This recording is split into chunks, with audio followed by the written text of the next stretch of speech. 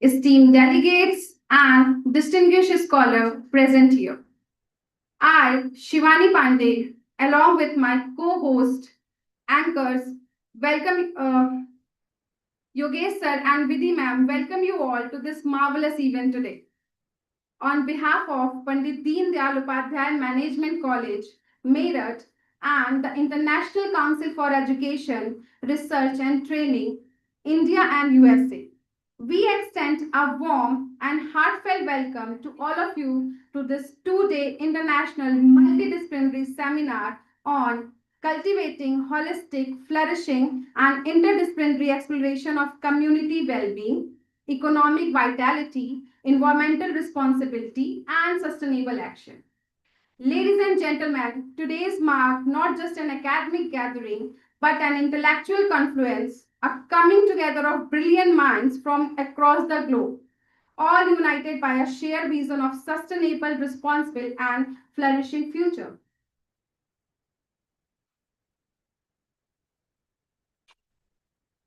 Great minds don't meet by chance, they converge with purpose.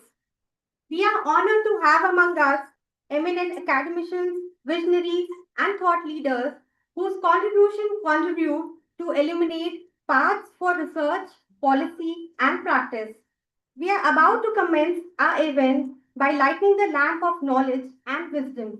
This is a symbolic movement that signifies the dispelling of darkness and igniting the thought and enlightenment. It's an honor to invite Dr. Nitesh Vashishji, Director, Pandit Deen Dayal Upadhyay Management College, Meerut, Professor Dr. Ritu Bhardwaj, Department of Education, Pandit Deen Dayal Upadhyay Management College, Meerut, and Dr. Swarna on the stage to do the lamp lighting ceremony. At the same time, we warmly invite our respected guests and professors who are joining us virtually to bless this occasion with their gracious presence and symbolic participation by joining us in the spirit. We deeply appreciate their presence, marking the auspicious beginning of our proceedings today.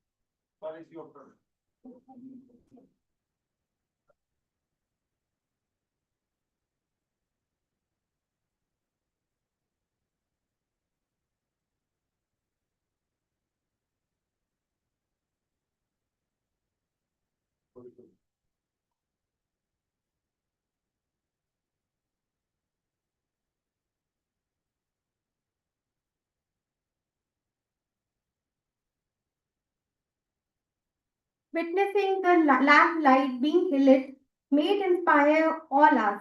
The flame's upward movement, defying gravity, stand as a symbol of quest for knowledge, upliftment, and the resolve to rise above all the challenges.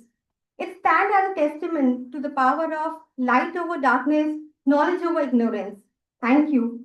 Now I request my co-anchor, Dr. Yukesh sir, to kindly take the proceeding forward. Over to you, sir.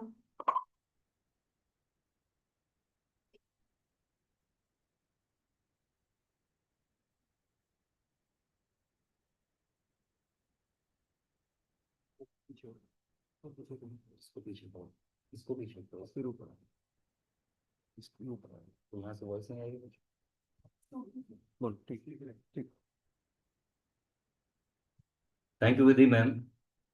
With this luminous start, we now officially declare the event open and proceed with our planned schedule.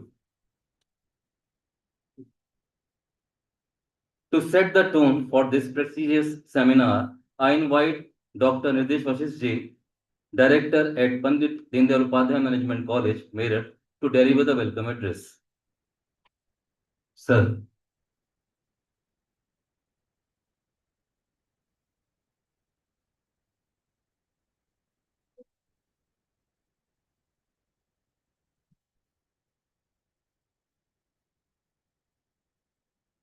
A very warm good morning to all. It's my great honor and pleasure to welcome you all to this two-day international conference. I extend my warm welcome to our Chief Patron, Chancellor, IMT University Meerut, Patron, Managing Director, Dr. Mayank Agrawal ji, our Chief Guest, Dr. M.K. Gupta, Pro Vice Chancellor, CCS University Meerut, Dr. Amar Sadiq, Professor, IPE Management College, Paris, his guest of honor, our keynote speaker, Dr. Anahita Ghanar, Veritas University College, Malaysia, Dr. Suraksha Pal Ma'am, ex-head and Dean, Department of Education, CCS University Meerut, Dr. Rakesh Sharma, Head and Dean, Department of Education, CCS University Meerut, Honorable Guest of Honor and Conference Chair, Dr. Aruna Achar, Dr. Swarna, and Principal, DDUMC, Dr. Ritu Bharadwaj, and our session chairpersons, Dr. Himanshu Agrawal, Professor DN College, Dr. Shivpal Singh, Dr. Pooja Sharma, Dr. Anju Bala Rajput, Dr. Suraksha Bansal, Dr. Pradeep Kumar, all participants and members who are involved in this conference, directly or indirectly. Today we gather here for diverse corners of the world, bringing together a wealth of knowledge, experience, and perspectives. This conference provides a unique platform for us to share ideas, explore new opportunities, and invaluable connections. I extend my heartfelt thanks to the organizers, sponsors, and each one of you for making this event possible. Once again, I welcome to the conference and I wish you all the productive and enjoyable experience. Jai Hind.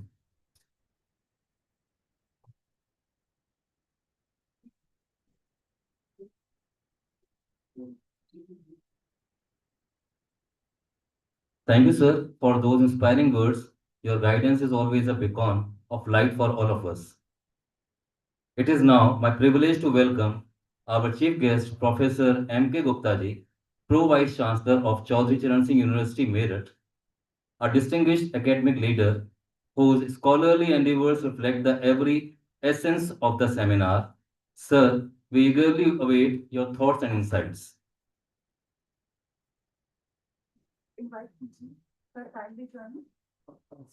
Sir, I request you to kindly join the seminar.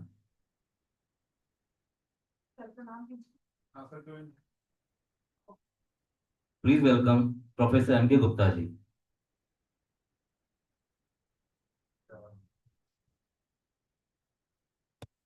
Voice नहीं आ रही उनकी mute क्या होगा sir kindly unmute the speaker your voice is not audible sir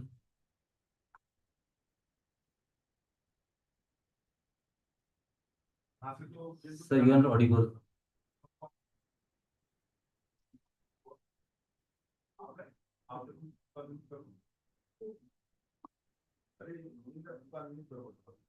So we are trying to fix the glitch.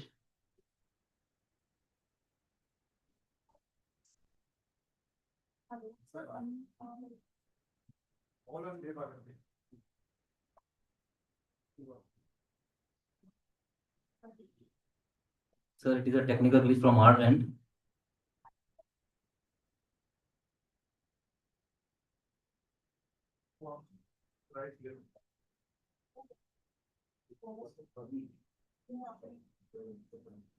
Yes, now it is unmuted. Am I audible now? Yes, sir, you are audible, sir, now. Thank you very much. Thank you, sir.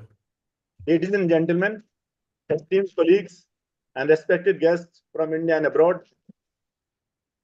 it is really a privilege to speak before you today to reflect upon an idea whose time has surely come. The idea of holistic flourishing. In modern world, progress is often measured in fragments. Economic growth on one hand, technological advancement on other, or environmental preservation somewhere in a separate sphere. Yet, true flourishing, real human progress cannot be achieved in isolation. It must be cultivated in a way that integrates community well-being, economic vitality, environmental responsibility, and sustainable action into a single vision. Flourishing means more than simply surviving or avoiding crisis. It means thriving as individuals, as communities, and as a planet. It asks us not only how can we grow, but also how can we grow together responsibly, equitably, and sustainably. Today, I invite you on an interdisciplinary journey to explore how these four dimensions weave together into a future of shared prosperity and balance. Let us begin with the foundation, community well-being. A community is not just a geographic cluster of houses, not simply people living side by side. A true community is a living, breathing fabric of relationships of trust, cooperation, and care. When individuals feel safe, respected, and valued, they can contribute to the greater good. Community well-being encompasses health, education, cultural identity, and social cohesion.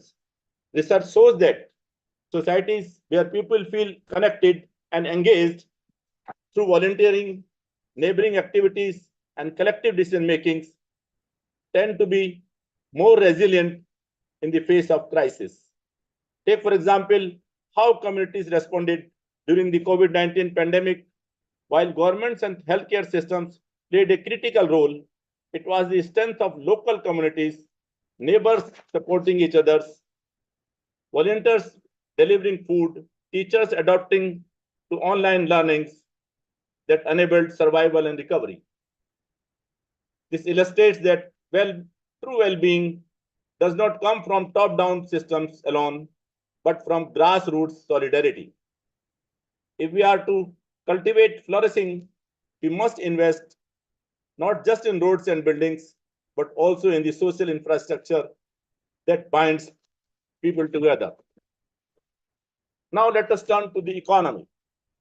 For too long, economic vitality has been equated with numbers, GDP growth, stock market performance, or trade balances. But real vitality lies not in numbers, but in people, in dignified work, in opportunities for innovation, and in fair distribution of resources. A flourishing economy is one that empowers citizens, nurtures creativity, and adapts to global challenges. It values entrepreneurship, but it also prioritizes equity. It encourages innovation, but it does not leave behind the vulnerables. Consider the rise of circular economy, an economy model that minimizes waste, reuses materials, and transforms end products into new beginnings. Unlike the traditional take, make, dispose approach, the circular economy represents a mindset shift that growth can be regenerative, not extractive. Companies around the world, from small startups to global giants, are proving that profitability and responsibility can go hand in hand. An economy that flourishes in one where a farmer, a factory worker, a scientist, and a software engineer all see pathways to dignity and prosperity. It is one where growth uplifts not just a few, but the many. But economic vitality cannot exist without the environment. The environment is not a backdrop of human activity. It is the stage, the script, and the supporting cast all at once. Clean air, fertile soil, safe water, and stable climate systems are not luxury, they are prerequisites for life itself. Yet, as we know, the natural world is under immense strain. climate change, biodiversity loss, pollution, and deforestation threaten not just ecosystems but human survival. The irony is that while humanity has often pursued prosperity at the expense of nature, it is nature that sustains prosperity. Environmental responsibility, therefore, means reimagining our relationship with the planet. It calls us to treat the earth not as an unlimited warehouse of resources, but as a living system we are entrusted to care for. It urges us to shift from exploitation to stewardship. Environmental responsibility also requires cross-cultural ethics. Remember that our children and grandchildren will inherit the choices we make today. Flourishing cannot be real if it sacrifices the future. The final element of our vision is sustainable action. Sustainability has become a buzzword in recent decades, but as its heart, it means endurance. It means making choices that are viable not just for now, but for decades, even centuries ahead. Sustainable action calls for integration. It is not enough to have healthy communities, strong economies, or green policies in isolation. They must work together. For example, a sustainable city is one that provides affordable housing, promotes local business, runs on renewable energy, and engages citizens in governance. A sustainable business is one that balances profit with ethical labor, reduces waste, invests in clean technology, and supports the communities it operates in. A sustainable lifestyle means individuals making conscious choices, reducing consumption, valuing equality over quantity, and recognizing that small actions multiplied by millions create global impact. Sustainable also demands courage. It is not easy to break down old patterns, nor to challenge established interests, but as history shows us, every great transformation from civil rights to technological revolutions began with people daring to act differently. When we see these four dimensions together, we realize they are not separate, but deeply interconnected. A community cannot thrive without economic opportunities. An economy cannot thrive without healthy environments. The environment cannot thrive without sustainable practices. And sustainability is impossible without communities that believe in and support it. Holistic flourishing, therefore, is not about choosing one over the other, but about weaving them into a shared vision. This requires an interdisciplinary approach where insights from economics, sociology, environmental sciences, ethics, and governance come together to shape integrated solutions. So, what does it mean to cultivate holistic flourishing? It means envisioning a future where communities are inclusive and resilient, economics are vibrant and fair, environments are respected and protected, actions are sustainable and forward-looking. It means moving beyond fragmented solutions and embracing interconnected wisdom. It means shifting from competition to cooperation, from short-term gains to long-term vision, and from individual success to collective well-being. In closing, I ask each of us to reflect, what can I do to nurture holistic flourishing in my sphere of influence, whether as a teacher, a policymaker, a business leader, a student, or a neighbor. Each of us has a role to play. Let us dare to dream and let us commit to act, because flourishing should not be a privilege for a few, but a destiny for all. With this, I thank you and wish you a very happy Teachers' Day. Thank you.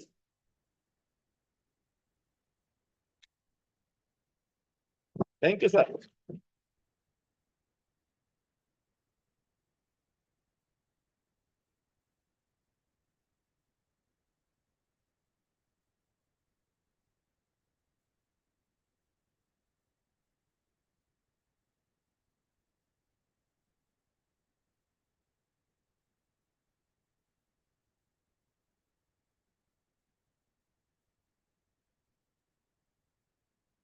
Sir, unmute yourself.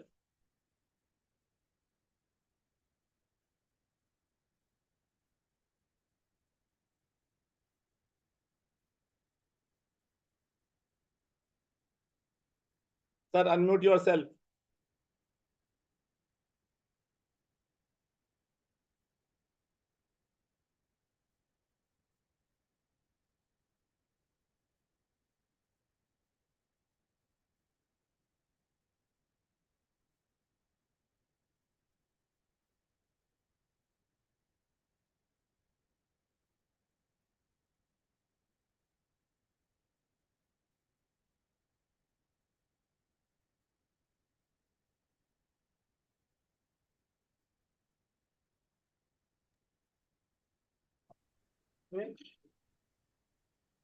यहाँ से हो गया एक ही idea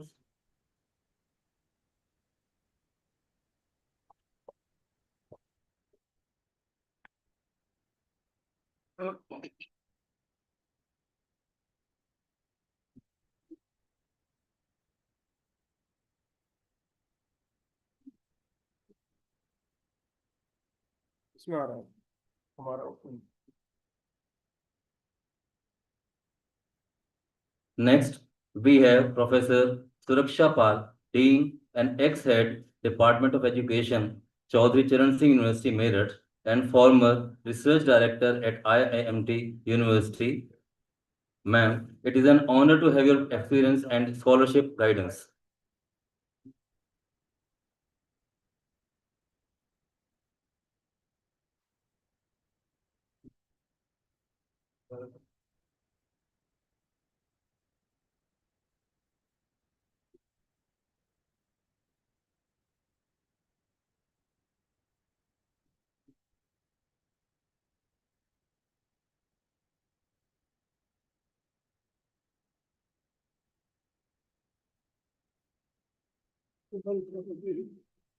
आपकी photo नहीं है अच्छा अच्छा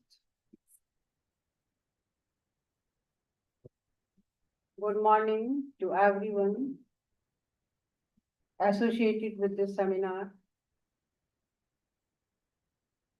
Distinguished guests, participants, my dear students,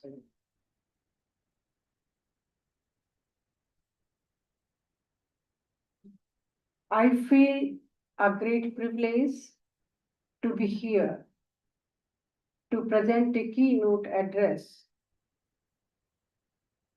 in this seminar, which is dedicated to a theme that touches everybody, that deeply resonates with our aspirations of this time.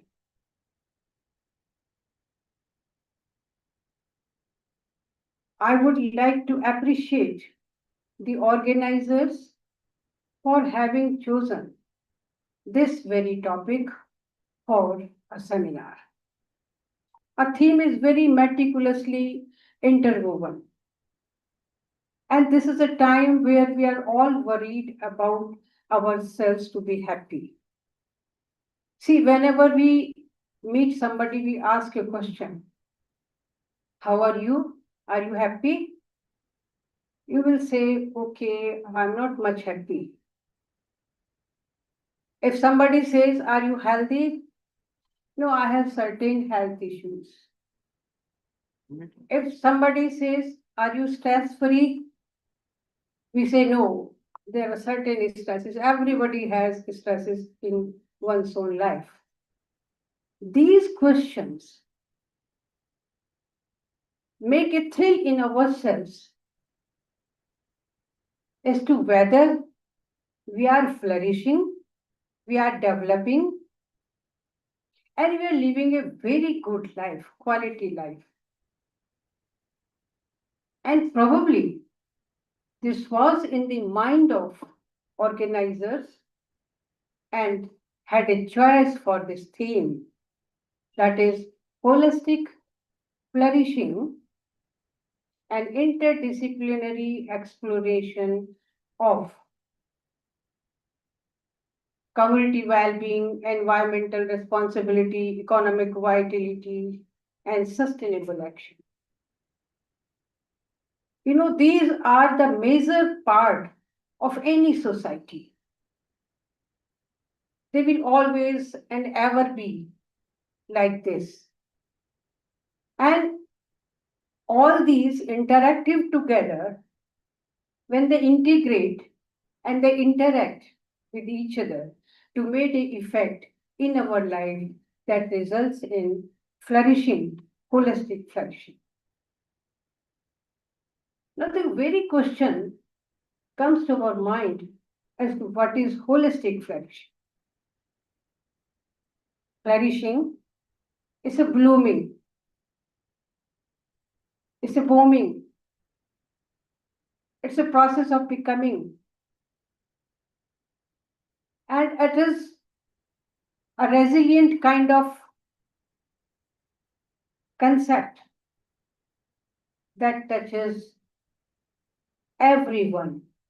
It's resilient prosperity, which reaches to everyone, not only individual, but the whole individual, the whole society, and the whole world. And that is why I treated this topic as to be very significant, very relevant, very necessary, very timely, and timeless. Because the society or the universe will always be there. And then all these dimensions, as have been mentioned in the topic or theme, will always be like that. Now the question is, how to bring holistic flourishing? The world in which we are living is technologically eroded. It is a digital society, learning society, experience-based society. It is a society of possibilities and opportunities. It's a society of unprecedented change and uncertainties. These challenges are so grave, not only before India, but the whole world, that if these challenges are met in silos means that is separately, probably it will have not positive results. So these challenges are to be addressed. And it is here when we require an interdisciplinary thinking, a lens which is a lens of indisciplinary approaches. Now, interdisciplinary thinking, when there is a problem of one kind, say for example, I'm tense, I'm not successfully doing my job, we will take help of not only sociology as a discipline, but psychology, not as a psychology, but chemistry. All knowledge is related. And all interactingly together will influence our thinking, our behavior, and make us flourishing, make us have a faith in ourselves and grow emphatically, and grow wholly, and grow with passion, with compassion, with commitment. So this is holistic flourishing needs interdisciplinary platform like this has been extended. So such collective wisdom that comes from discussion from different disciplines, among different disciplines, that may solve our problem, that may respond to the reality of the world. the real challenges, the real problems the mankind today is facing. You just see the world scenario. Everywhere war, war, war, war, war. You just see in society, you find teenagers, they are committing suicide. If you go a little further, there are so many cases of murdering, kidnapping, raping. What has happened to this society? It's a very pertinent and deep question that makes us very much worried inside as to what will happen to our society. So, this topic is very, very much pertinent, and such debates are very much demanded if we want to do something good to our society. These four dimensions, the community well-being, we communities together will progress. Because when we say flourishing community, it means a thriving community. Thriving community is not simply that you are well off. You may be very well off, but internally you are in turmoil. You may be in good job, still you are suffering. So, what kind of a community we are going to build? So, well-being, community well-being means the people of community, they live together with compassion, they share their ideologies, they help each other, they live in harmony. Because if you go to see our past, the ancient literature, there also all our ancient literature talks of virtuous life. Virtuous life. The life should be full of virtues. The value-driven life. So that kind of a life we had in when we had Nalanda, Takshila, and such universities. There the education was based on bringing holistic flourishing.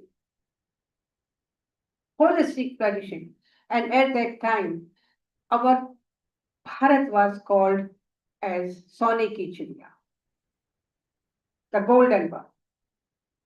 It was just because there was no such challenge as we are having today. We are so advanced, we say we are so progressed technologically, but we are becoming dwarf in our understanding, in our values, even in compassionate knowledge. We are not able to integrate our knowledge. Knowledge is so much at our doorstep.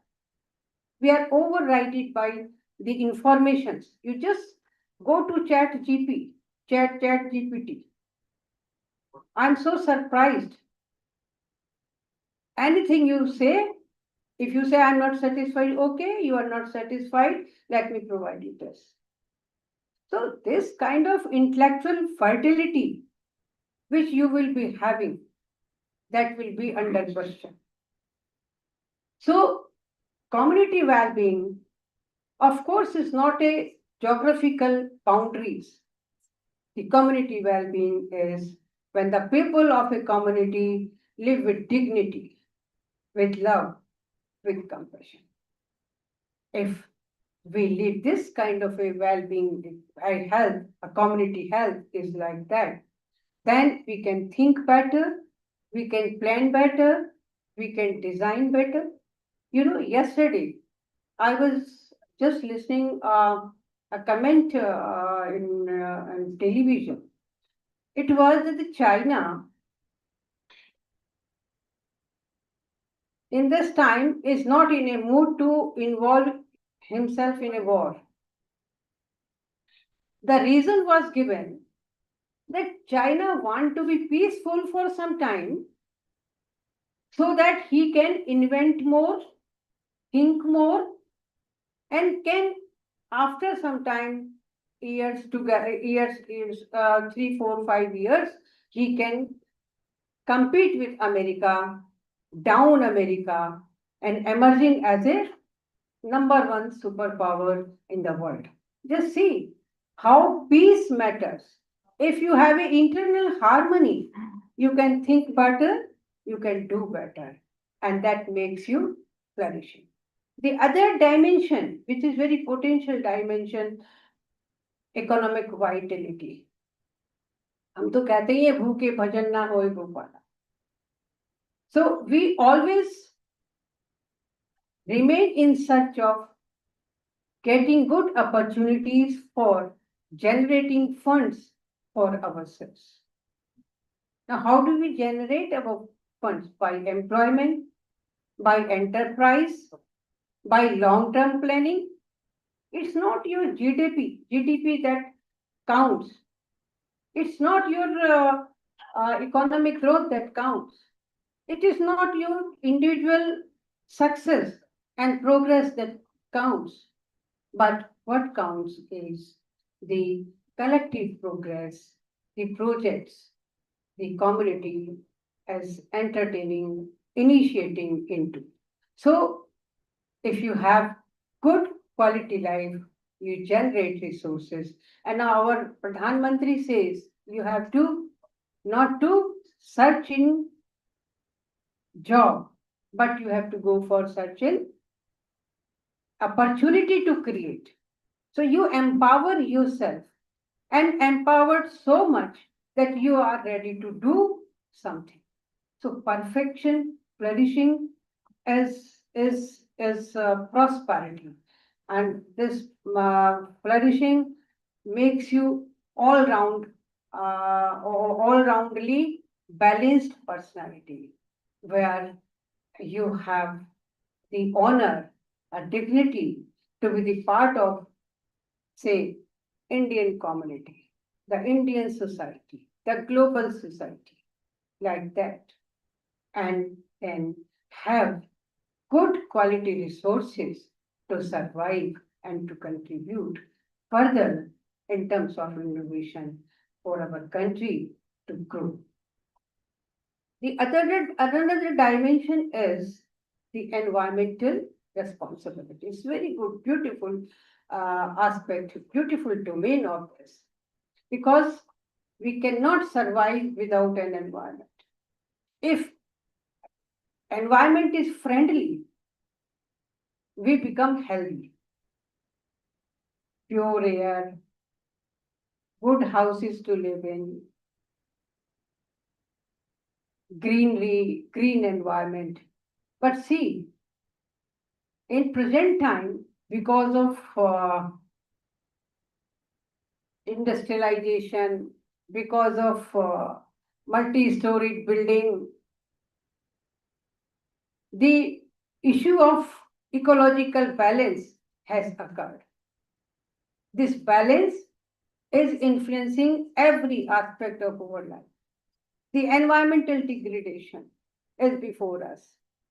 Somewhere ozone layer is disturbing. Melting hills is a problem. Just the flood is coming up. So there are so many natural calamities which we are facing just because of this ecological balance, and this greatly and gravely influencing the process of flourishing. The very important aspect of this whole process is that if we vision out something, we want to do something, we want to make a commitment to our values that evolve, deepen, and respond to the hard realities of life. They cannot be achieved unless there is a bridge between what you vision out and what you do. The difference, if you find, remain consistent between the theory and practice, between fragmented knowledge and integrated knowledge. So, the vision and action, they have to be meshed together. And we talk these days very new terms that are coming up in this context, like system thinking, like design thinking, the long-term planning. All these make us practically coordinate, collaborate our efforts so that we can come out with better projects and provide a better innovative environment for those who want to invent. So this sustainable action is very, very much relevant above all. If you have a good community, if you have a good environment, if you still have economic independence, but you have no sustainability in your effort, then you will not be able to survive. You will not be able to flourish. So, holistic flourishing means not only individual flourishes, but the whole society, the whole globe survives and flourish and thrive. So, the question, the one associated is as to how to cultivate this holistic flourishing. Cultivate. How to cultivate? The cultivation process starts from nurturance. How a person, a human being, is nurtured in one's family and in neighborhood. So nurturance is very important, where values are in the form of seedlings. And when they grow, these seedlings bloom and make you very much empowered. So the first step, which is to be controlled, which is to be managed, the parents have to be counseled, and nurturing practices have to be worked on, and then only we can think of some positive impact of nurturance. The other thing is education. The other method of cultivation, cultivating these virtues, is the education itself. Education, it contains many things. It carries many things, right from vision, mission, curriculum, strategy, pedagogy, evaluation, and so many infrastructure, learning resources, so many other things. They are associated with education. And we must be happy today to find out that our government is pursuing the cause of Indian knowledge system. It is the Indian knowledge system which emphasizes on teaching 16 Vidya and 64 Kala. And it lays emphasis on self-actualization, self-realization, and spiritualization. It's not that spiritualization which can be associated with religion. The spiritualization means increasing your inner peace, inner strength, awaken your consciousness to undertake things and to respond to the environmental challenges. So this education is a different and distinguished and very important aspect which should be taken into consideration if we want to cultivate these holistic flourishing. The other third one is the government policies. The policies as and when they are formulated, say early childhood care, teaching students in a mother tongue, making education outcome based, making education experience based, vocation based. All these things all these policies, they contribute towards making this holistic flourishing happen in our life. So the very perennial question that becomes more pertinent in today's context is is this theme cultivating holistic flourishing. It's a very important and catchy theme that has been thought of. I would only say at last that we have to make a commitment to ourselves that wherever we are, in whatever position we are, we have to contribute collectively, interactively to the community health, to the environment, and to the sustainability of effort of our society to make holistic flourishing happen. Thank you so much for giving me time. Thank you. Sir.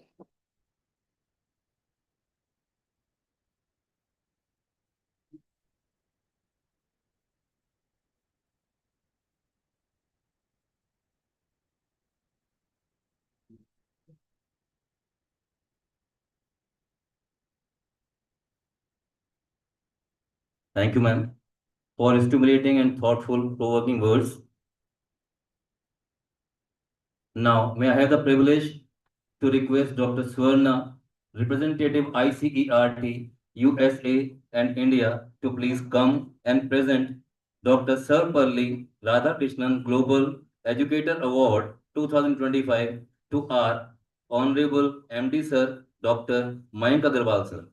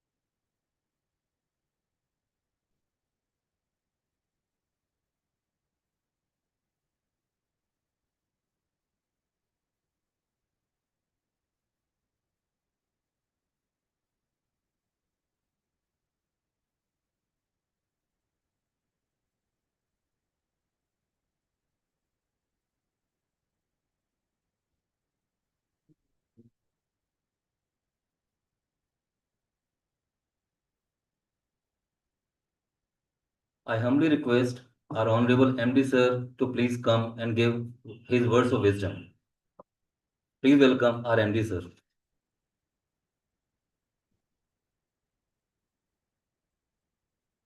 A very warm good afternoon to all the respected guests, those who are associated with us through online mode, and of course the offline mode also. Our mentor, our guide, today's chief guest of this conference, Dr. M.K. Gupta ji, Dr. Amit Sadik ji, all the other respected guests of this event. First of all, wish you all a very happy Teachers Day. Thank you, sir. आप सभी को आज के इस पावन दिन की बहुत बहुत शुभकामनाएं। एक ऐसा दिन जिस दिन हम उन सभी टीचर्स के कंट्रीब्यूशन को, उन सभी टीचर्स के एफर्ट्स को, उनके बलिदान को, और जिन टीचर्स की वजह से आज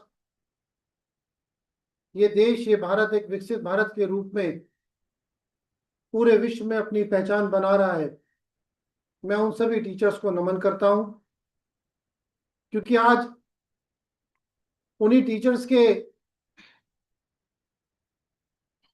जिस तरह से उन्होंने अपने स्टूडेंट्स को गाइड करा है, पढ़ाया है, और टीचर का मतलब मेरे स्फेयर के अंदर खाली यही नहीं, क्लास के अंदर teacher means a person who gives a overall development to his or her student,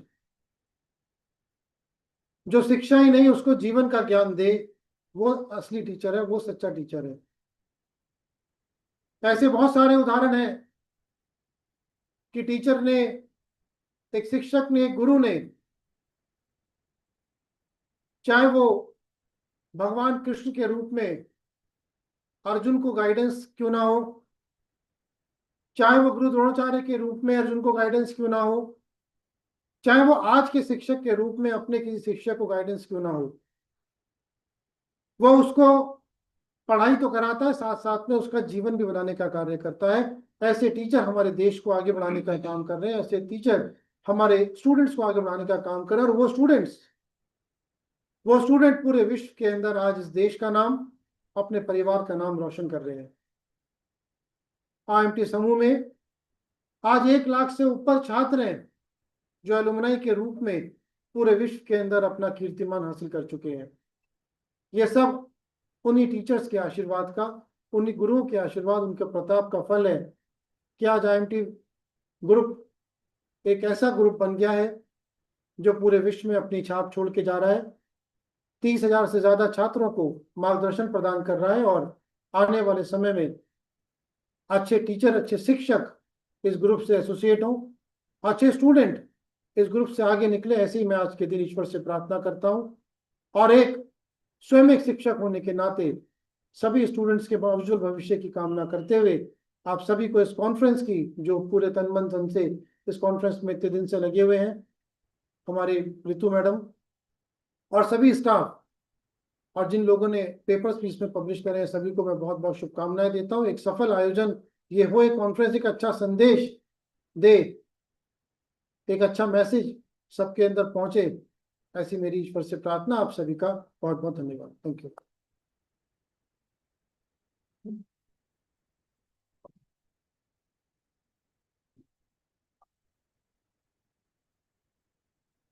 Thank you, sir, for your words and for gracing this occasion with your wisdom. We are deeply honored to have with us Professor Dr. M. Emmer Sadiq, Adjunct HR and Strategy Management Professor at IPE Management School, Paris. Sir, your global perspective is sure to enrich today's dialogue. We request you to share your address. Please welcome Professor Dr. M. M.R. Sadiq. Sir, are you there online? Am I audible to you, sir? Sir, am I audible to you?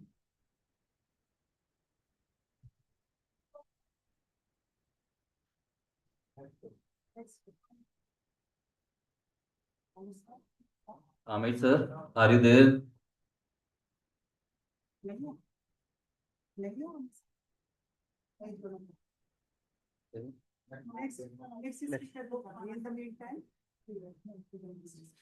It seems to be unavailable at the moment. We will continue with our next scheduled presentation to maintain the flow of session.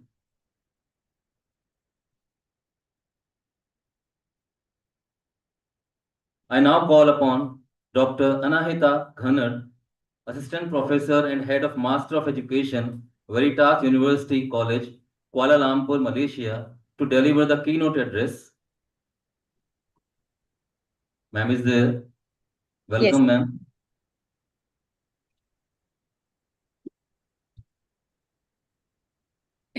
Good morning, esteemed colleagues, distinguished guests, and fellow Ma'am, educators. it will take a couple of minutes to start the muted speakers. Am I audible now? Kindly bear with us. Yes. Am I audible now? You are not audible, ma'am. Yes. My screen is already shared with you, right? Right? Yes, you're audible now, ma'am. Thank you. Thanks for coming. Yes, you're audible now, ma'am. Thank you. Good morning, esteemed colleagues, distinguished guests, and fellow educator. It's truly an honor to address the International Conference on Cultivating Holistic Flourishing and Interdisciplinary Exploration of Community Well-being, Economic Vitality, Environmental Responsibility, and Sustainable Action. Before I begin, I would like to express my sincere gratitude to Professor Dr. Sandeep Kumar for his kind invitation and for the opportunity to contribute to this conference.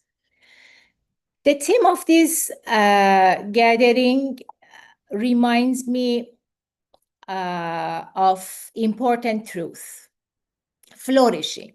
Flourishing is never about just one thing. It depends on many parts of life working together: our communities, our economies, our environment, and even our culture. And at the center of this connection is education. Education is not only about passing on knowledge. It is about sharing values. It's about building skills and preparing people to take responsibility as citizens. And UNESCO tells us that education is the very foundation of sustainable development. And it is also at the heart of the Sustainable Development Goals, which call on all nations to ensure inclusive and equitable quality education and also promote lifelong learning opportunities for everyone. Actually, my keynote today focused on education as a catalyst for sustainable action and holistic flourishing. I will highlight 4 dimensions, as you can see in this slide, of education as a catalyst for sustainable action. The first one is education as a driver of responsible citizenship, lifelong learning as a pathway to flourishing communities, transformative pedagogies that cultivate competencies for sustainability, and recognizing lifelong and experiential learning as a foundation for sustainable growth. Okay, education as a driver of responsible citizen. Formal education remains the most visible and the most structured side of learning. Our schools, our universities are not only places of intellectual formation, because they are also laboratories for citizenship. If societies hope to cultivate individuals who act with environmental responsibility, social awareness, and ethical integrity, then these qualities must be intentionally nurtured through our curriculum. And education for sustainable development, what UNESCO called ESD, it offers us a valuable structure or framework, because ESD reminds us that sustainability shouldn't sit on the margin of education, treated as one subject among many. Instead, it should be a cross-cutting lens, because it shapes how all disciplines are taught and how all disciplines are learned. For example, science education. For example, students certainly need to master the basics, like the carbon cycle. But they can also be guided to see climate change as more than a scientific process, because it's a moral challenge, it's a social challenge that affects people's life, or economic. The students can move beyond the usual emphasis on gross domestic product, which is a simple way to measure the size of the economy in country. They can be encouraged to ask questions. For example, does growth alone mean progress? Or should we also measure well-being, equity, and also environmental impact? Or in art and humanities, learning can open a space for stories that highlight the interdependence of people and also about nature. Exploring actually cultural heritage and ecological theme, all of them help students to appreciate diversity. They value their communities and also care for the environment. So universities carry a special responsibility because they prepare the future leaders who will make decisions in different areas, in government, in business, and in education. So by embedding sustainability across disciplines, universities ensure that tomorrow's leaders view prosperity not just as profit, but as a balance between human dignity, environmental integrity, and also economic vitality. So in this way, formal education does more than transmit knowledge. It forms citizens who are able to connect knowledge with responsibility, citizens ready to take sustainable action. The second is about lifelong learning for flourishing communities. Education, of course, cannot be limited to the classroom. If we are serious about sustainability, we must think in terms of lifelong learning ecosystem. It's a network of formal, non-formal, and informal education that extend across the entire life course. So learning must accompany us from childhood to adulthood, in a school, in community, in workplace, and even in our homes.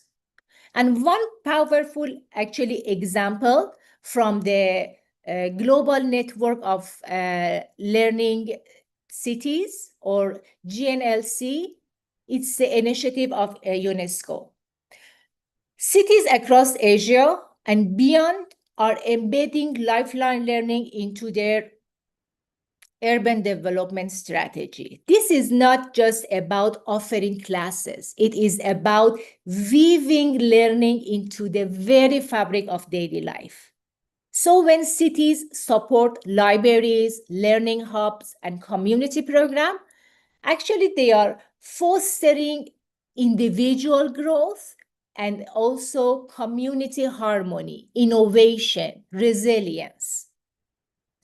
And community-based learning provide many examples. Adult workshops on, for example, recycling, or about water management, or even sustainable farming. They do more than transfer knowledge. They change household habits. They reshape the community practice, and also they strengthen the community participation. As we know, across South Asia, for example, studies have shown that when adult literacy programs are integrated with agricultural training, the outcome is very powerful. Families become more food secure. The land is also more sustainable, and also community have a stronger sense of agency. So intergenerational intergeneration learning. Children often act as agents of change within their families. After learning about, for example, something at a school about energy conservation in a school, they bring these practices home. So they encourage their parents, their grandparents to join in. And at the same time, the elders pass down the traditional knowledge, wisdom about the forest, about the water and the soil. So modern science is recognizing that traditional knowledge is invaluable, not only for the local community, but also for global sustainability effort. So lifelong learning has a direct impact. It has an impact on economic vitality. And today's labor market are shifting rapidly. And many of jobs for tomorrow will require new competency, especially in green technology, in renewable energy, and also in digital innovation. And if adults are given opportunities for continuous upskilling, for continuous reskilling, societies remain not only economically competitive, but also environmentally responsible. So this is why lifelong learning should be seen as investment in prosperity, investment in sustainability. So lifelong learning nourishes more than individual learner. It sustains entire community by enhancing adaptability, by reducing inequality, and also it promotes collective well-being.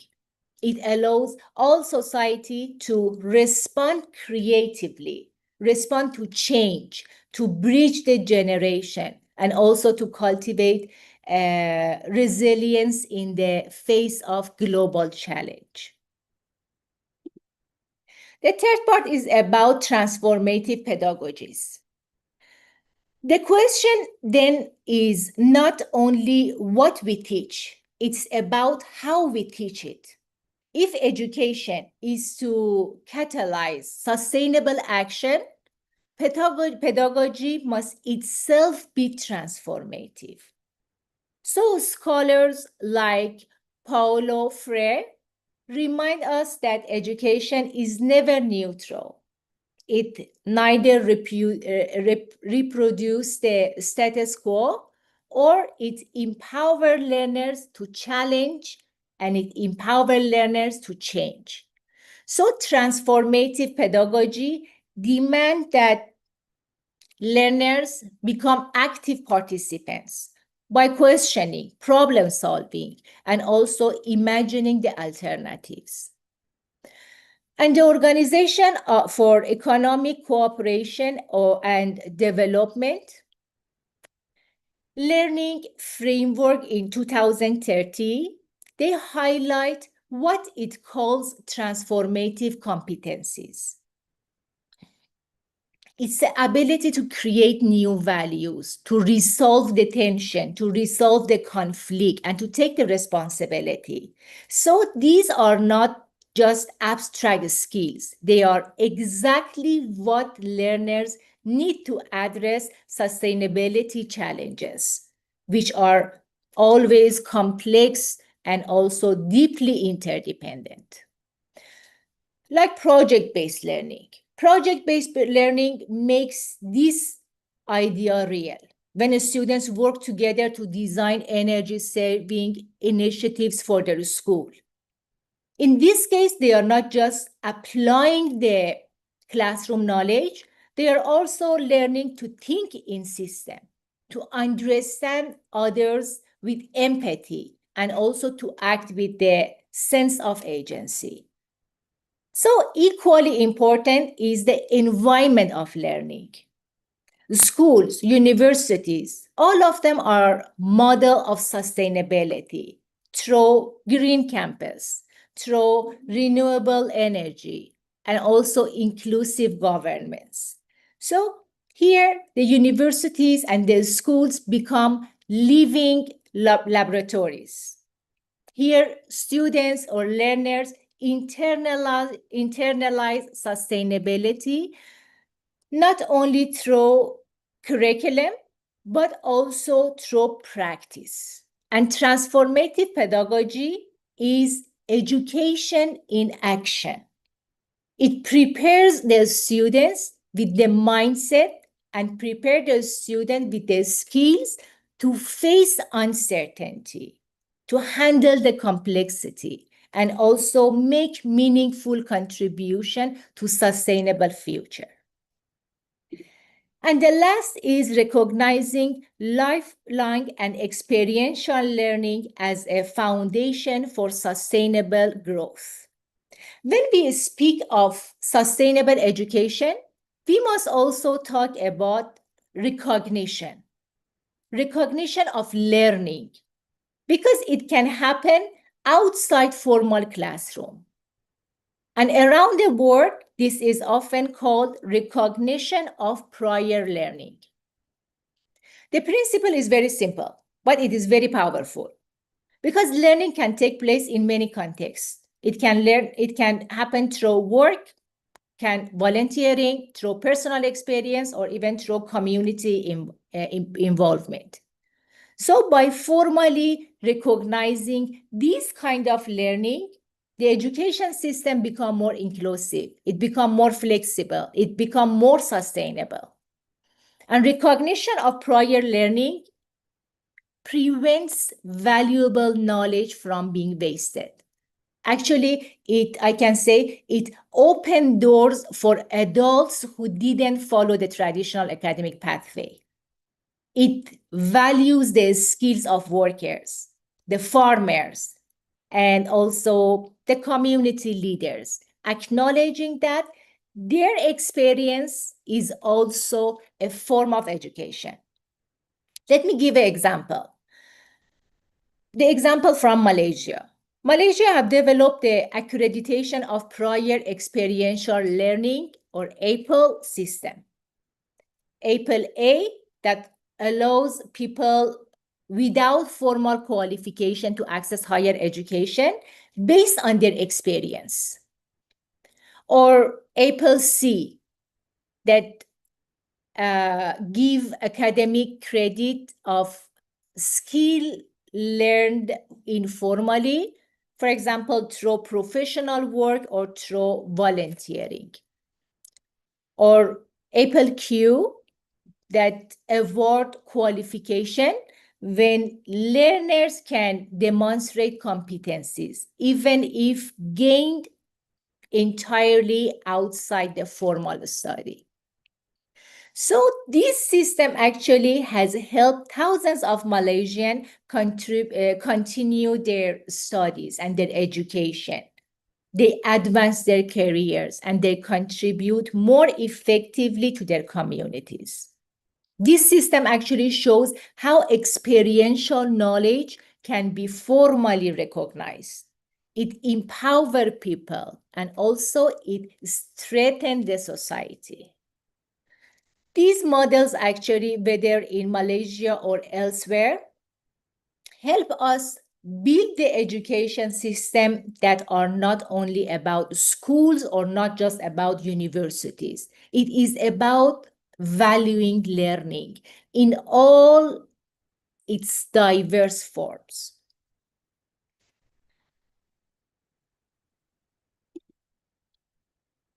And the last word is that we reflect on holistic flourishing. Let us recall that sustainable action is not only about policies, it's not about technology, it's not about economic strategies. It is fundamentally about people and how people learn, how people adopt, and how people act together. And education is the foundation. through formal schooling, that it cultivate responsible citizenship, through lifelong learning ecosystem, that it strengthen the communities, or even through transformative pedagogies, that it help and encourage learners with competencies for complex future, and even through recognition system, such as the Malaysian accreditation of prior experiential learning. It ensures that no learning is left behind. Before I end, let me add one more thought. In today's world, any discussion of the future must also recognize the role of the artificial intelligence, or AI. Now AI has the power. It has the power to support education, make learning more personalized. It can expand the access, and also it can help us solve real-world problems. On the other hand, it raises risks of inequality, ethics, and environmental cost. It means that education has a new responsibility. The responsibility is to prepare the learners not only with digital skill, but also with the wisdom to use AI responsibly in ways that support community well-being, support economic vitality, support environmental sustainability. In this way, AI becomes not a threat, but a partner in building sustainable future. And in synthesis, actually, the evidence is clear. Sustainable action is educationally mediated. And to cultivate flourishing communities, vibrant economies, and resilient environment, we must keep education at the center. And I invite you to see education not merely as preparation for life, but as life itself, and a continuous, inclusive, and transformative journey that empowers everyone to act with justice and live with responsibility and flourish together. Thank you.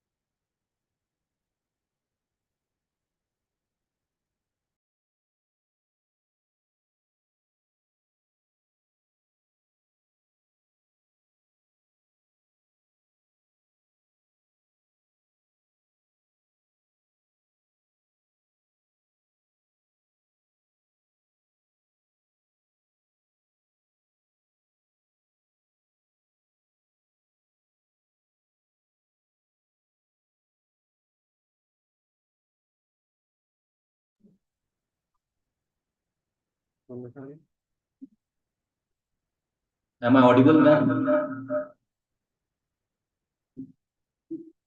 Am I audible, ma'am? Yes, sir. Yes, you're audible too, ma'am. Thank you. Namaste. Happy Teachers' Day to all present here, both on offline and online mode. It is my proud privilege to extend heartfelt greetings to our honored chief guests, Professor M.K. Gupta Ji, Pro Vice Chancellor, Chaudhry Charan Singh University, Meerut, and Sri Yogesh Mohan Ji, Chairman IIMT Group of Colleges. Your presence brings great strength and inspiration as we begin this important gathering. I also wish to acknowledge with deep respect my fellow chief patrons, Professor Dr. Sandeep Kumar, Secretary ICERT, and Professor Dr. Aruna Anchal, Director and Head Research and Publication Division, ICERT. My gratitude extends to the patrons, Dr. Mayank Agarwal, MD of IIMT Group of Colleges, Dr. Simran, CEO Core Committee and Director of Accounts Division ICERT, and Dr. Manisha, Executive Director ICERT. Your vision and guidance provide a strong foundation for this conference. I also warmly recognize our distinguished keynote speakers, especially Dr. Anahita, whose insights were totally enriching, and our dedicated conveners, Dr. Nirdesh Vashishta and Professor Ritu Bhardwaj, whose commitment has brought us all together. To all the session chairpersons and coordinators, I express my heartfelt appreciation. The success of these 2 days conference collectively depends on the energy and spirit we are going to exchange. The theme of this international multidisciplinary conference, Cultivating Holistic Flourishing, an interdisciplinary exploration of community well-being, economic vitality, environment responsibility, and sustainable action, is not only timely but essential. It urges us to look beyond silos of knowledge and to embrace interconnectedness between people, planet, and purpose. And before we step into this journey, let me share with you a story that is not so well known but deeply relevant. In Japan, there is a practice called kintsugi. When a piece of pottery breaks, instead of discarding it, artisans repair it using gold to fill the cracks. The result is not a hidden scar, but a new design, where the broken lines become the most beautiful part of this object. The vessel, once fragile, becomes stronger and more valuable because of its cracks. This is exactly the spirit we need for our times. Our world has cracks, social, economic, environmental. But if we treat these cracks not as weakness to hide, but as places to pour wisdom, collaboration, and compassion, we can create something stronger, more resilient, and truly beautiful. These 2 days, may we all become artists of kintsugi, turning challenges into opportunities, fractures into connections, and ideas into golden pathways for flourishing communities and a sustainable future. Let us listen with open minds, share with open hearts, and walk away not only with papers and presentations, but with a renewed determination to make a difference. May this conference become the spark that lights many lamps of change within our institutions, within our communities, and within ourselves. Together, let us not just discuss the future, but begin to shape it from this this spirit. I wish all of you an inspiring and successful conference ahead. Thank you and namaste. Over to the anchors of the day.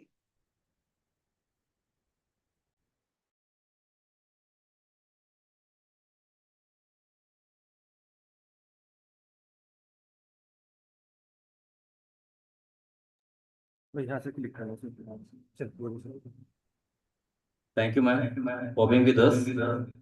Thank you once again.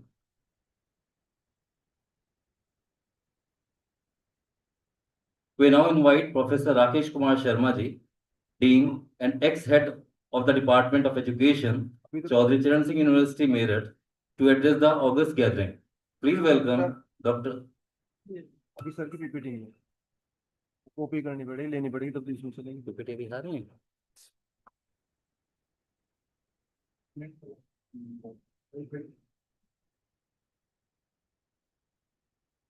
और कोई है ही नहीं।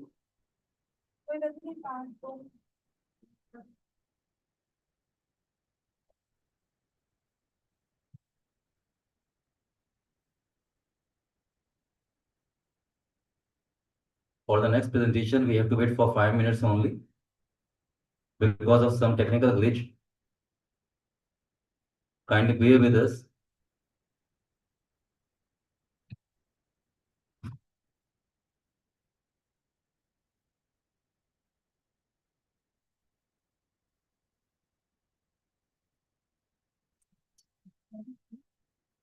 है कहाँ line में आए कहाँ पर?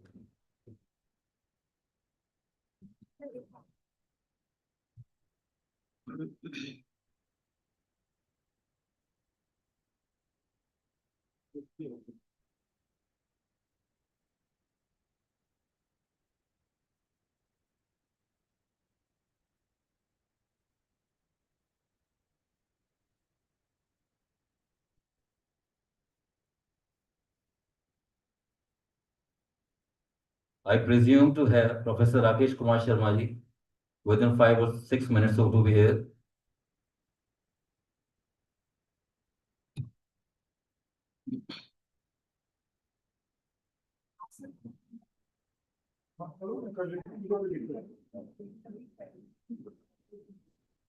Please welcome Professor Dr. Rakesh Kumar Sharma ji.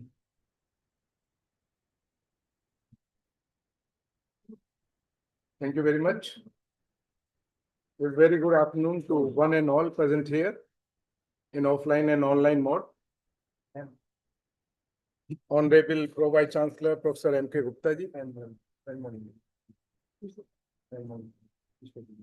Chairman of the session, distinguished guests, and the dignitaries present here, and dear students. First of all, I would like to give you king-size wishes on the occasion of 5th September, the Teacher Day, the birthday of our late President, Sri Sarvapalli Radhakrishnan ji. The theme of the conference, in this international conference, is very relevant in the present scenario, you know.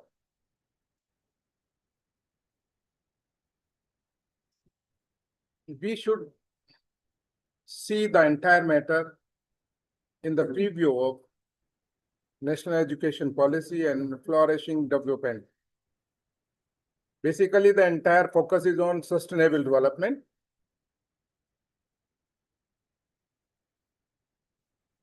Continue.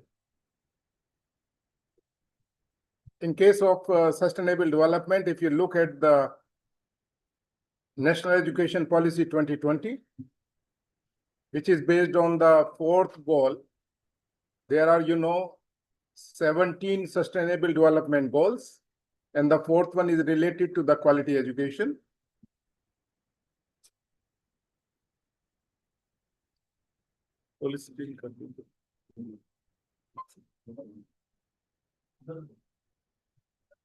So it is a big challenge to ensure the quality education and of course to impart the quality education to the student in present uses.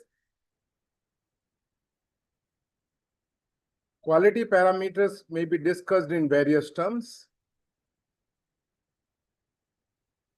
Presently, we are focusing on the Sustainable Development Goal number 4 out of the 70 goal as signed by the India. 197 or 96 country has signed this policy document, and 26 European countries already signed this document, and we are bound to follow all 70 goals as prescribed by the United Nations Organization.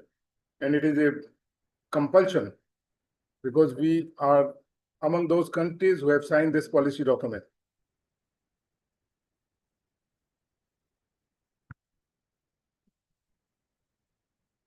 The gross enrollment ratio, if you are looking at the statistics of the gross enrollment ratio in the primary sector, it is 103%.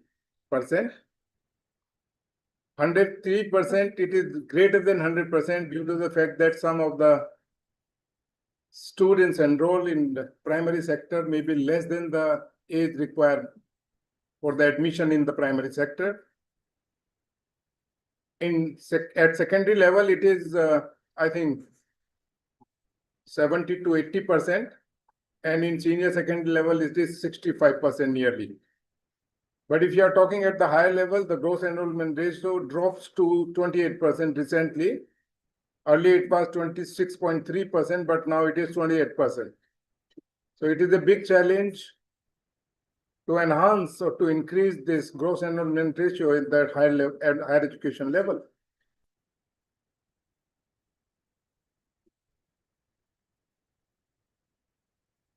Under the Sustainable Development Goal, and when we are talking about the quality education, we are proposing that by 2035, probably we will be able to achieve.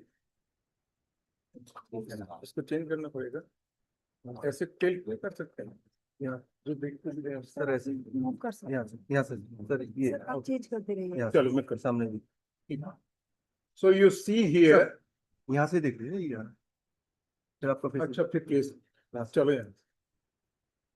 So basically some major problems are there. I would like to lay down all those major problems which you are perceiving. You know, the climate change affecting 3.3 to 3.6 billion people globally. However, the inequality rises from 1% on 32% of the global wealth. These are certain disparities, 970 million people affected by mental disorder. Nowadays, you are perceiving and you are experiencing that psychosomatic and the mental disorders are experiencing by the age. You know, in our country, the people below 35 years of age, our country is the youngest country on this entire globe. And you know, 65% population nearly is below the age of 35 years, the youngest country in the world, our country. But the basic problem is that majority of those young people, 35 years of age, 90% people are unskilled.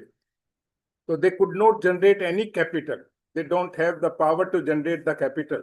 This is the major problem. A larger chunk could not develop the capital. So they are the burden on our GDP. You know, we are at the 4th, or you can say the 5th place from the viewpoint of the GDP. Nearly $4 trillion GDP economy of India, and growth rate. If you are talking in terms of the growth rate, it is nearly 6 to 8%. Sometimes it is 8%. It dips during Corona pandemic to 6%. Now slightly rise. But we are investing only 4% of our GDP on education. So we don't have sufficient amount of fund for the education sector. This is the major problem. And we are planning, if you want to achieve the higher gross enrollment ratio, we have to invest more funds in the education sector. By 2035, when we are planning to achieve 50% gross enrollment ratio in the higher education sector, probably we will invest 6%, nearly 6% of our GDP in the education sector. Biodiversity losses are also there. You see the figure is species extinction rate is 1,000 times the natural rate. Naturally, some of the species are going to extinct, but due to this climate change, the rate of extinction goes on 1,000 times the natural rate. So let us talk about the basic title of our international conference. So let us try to understand what exactly we mean by the holistic flourishing. So a multimodal concept is there. Some important points are streamlined here. So we should think about the individual and collective well-being. The regenerative relationship is a major problem, you know. which has to be addressed right now. Economic model that serves life rather than extract from it. So economic model that is, if a person, for example, spending 100 rupees per day, then how much amount of money he or she is earning? This is very important to understand, because if an individual who is said to be the adult one is spending more than he or she is earning, it means he or she is a burden on the GDP of our country. Decision-making process is that considers 7 generations ahead. These are important issues which we are facing nowadays, like the climate crisis, social fragmentation, economic instability, mental health epidemic, democratic erosion.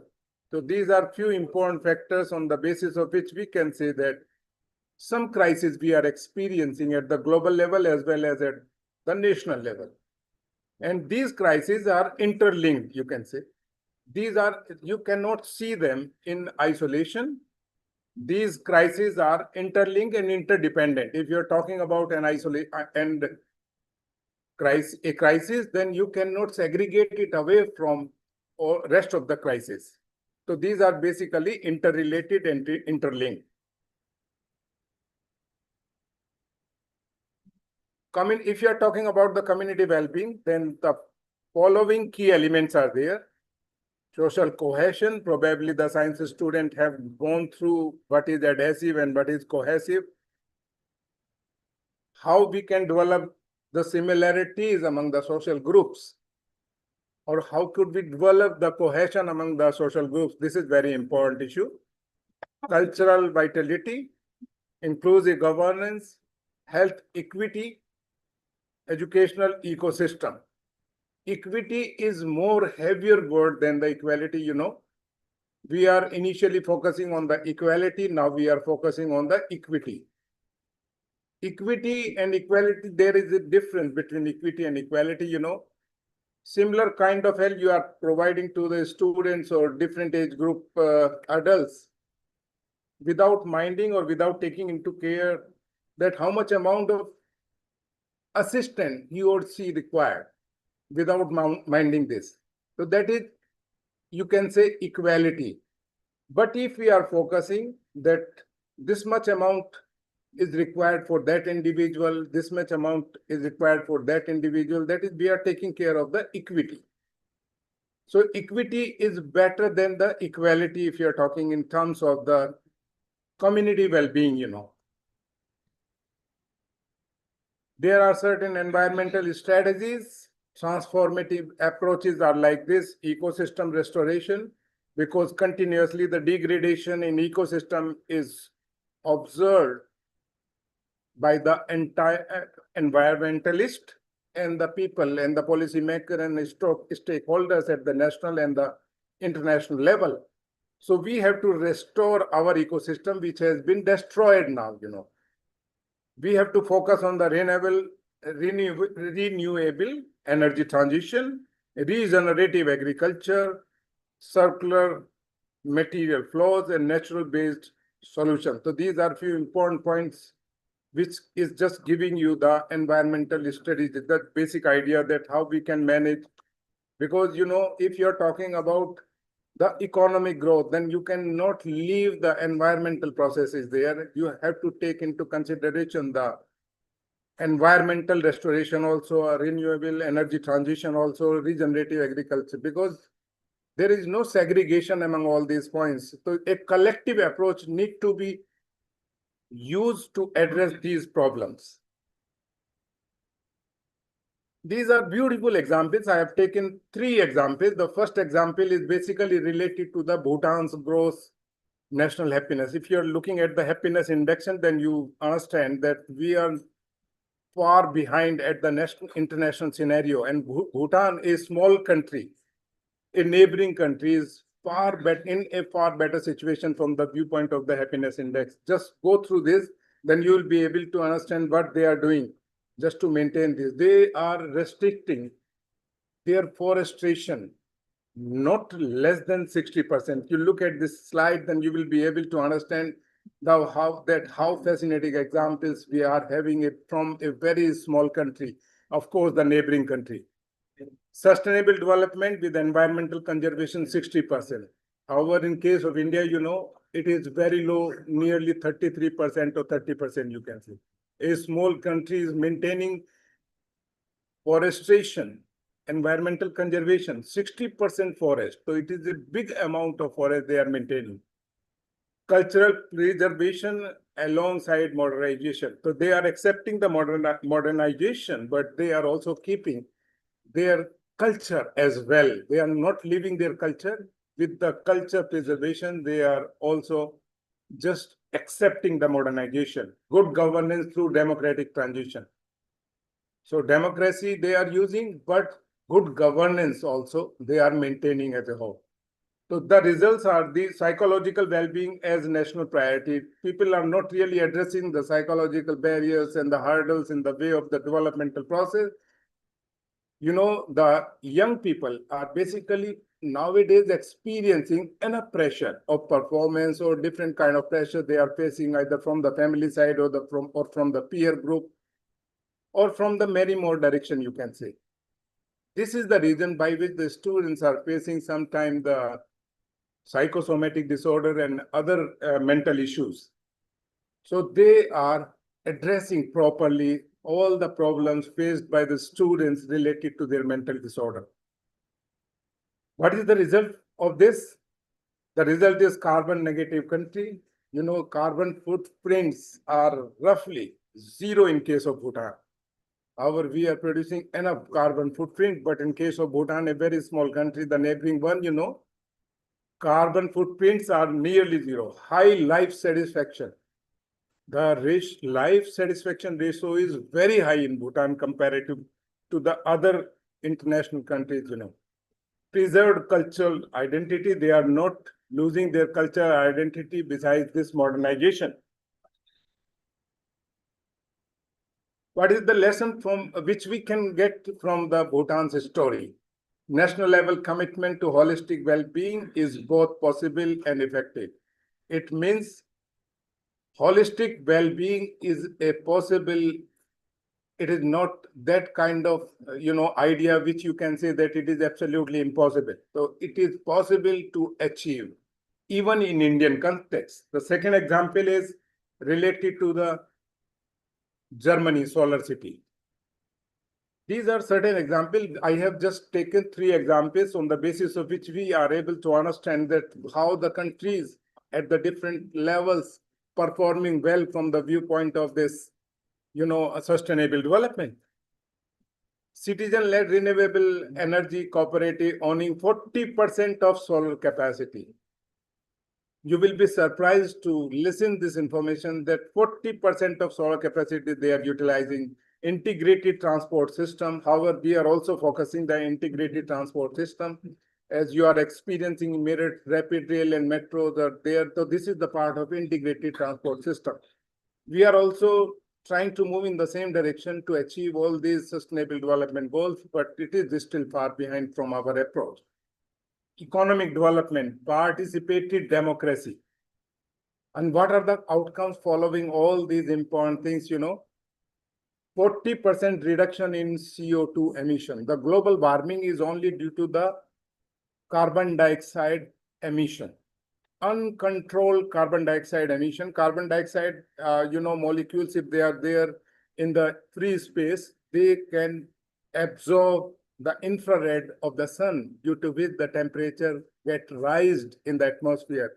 And this pillar melting, and global warming. And if 1 degree centigrade global warming is experienced, then it is absolutely devastating at the international and the national level.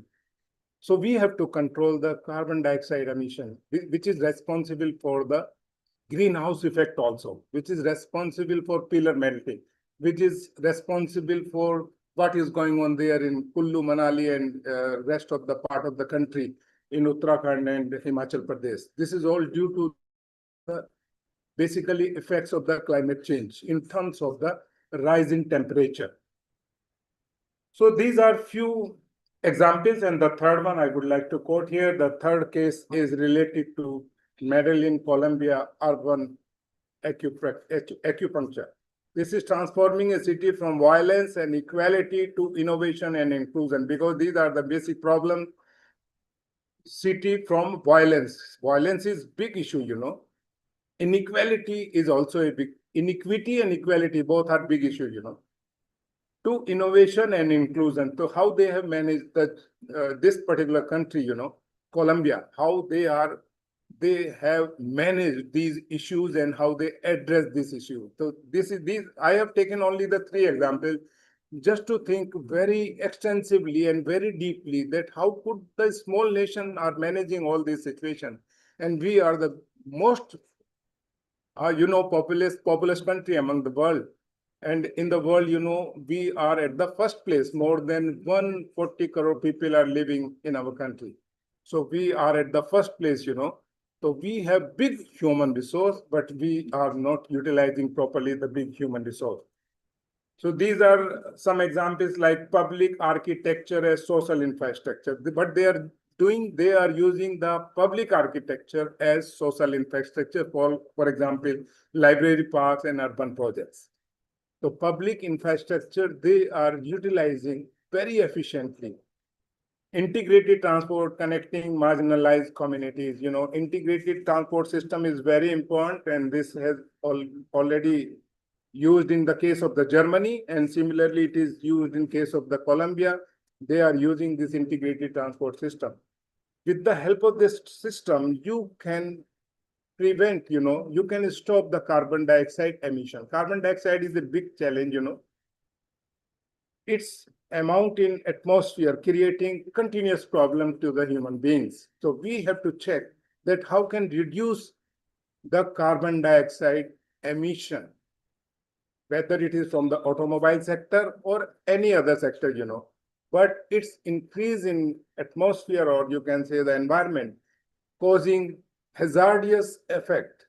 And this is a curse on the human being, you know. Education and innovation districts in former conflict zones, participatory budgeting and community engagement.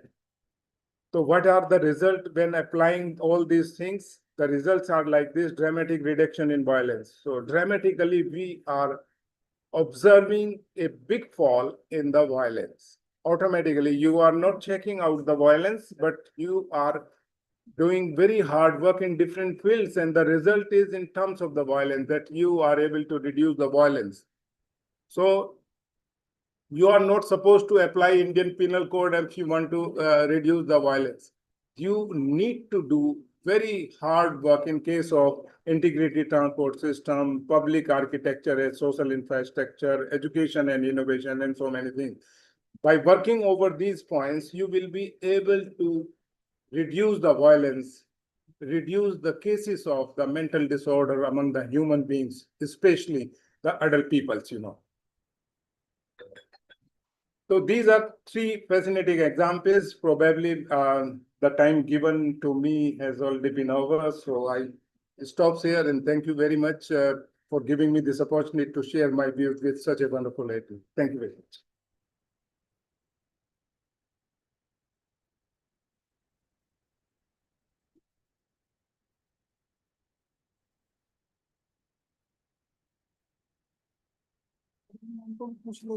PPT हटाओ तो PPT चल रही है sir की PPT चल रही है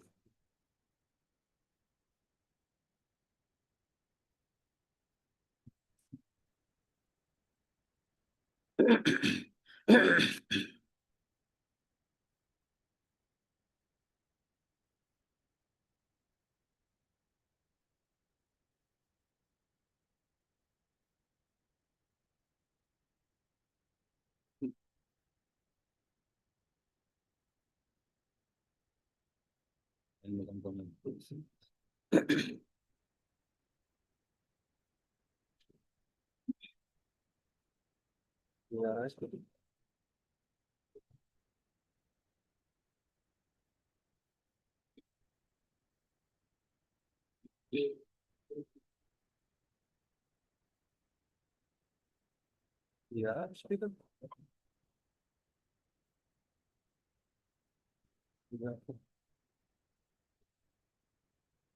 Thank you. Thank you, sir, for adding yet another layer of depth to our discussions. Finally, it is our privilege to hear from our honorable guest of honor and conference chair, Professor Dr. Aruna Anchal, Director and Head Research and Publication Division, ICERT, and Dean of Department of Education, Baba Mastnath University, Rohtak, Haryana. Ma'am, we eagerly await your message to this distinguished audience. Please welcome Professor Dr. Aruna Anchal ji. Ma'am, are you there?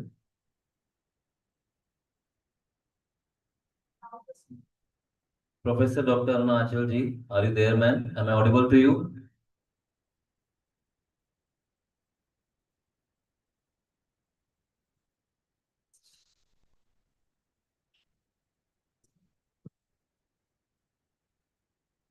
Now I hand over the mic to my co-host, Shivani ma'am and Vidhi ma'am, for the further proceedings.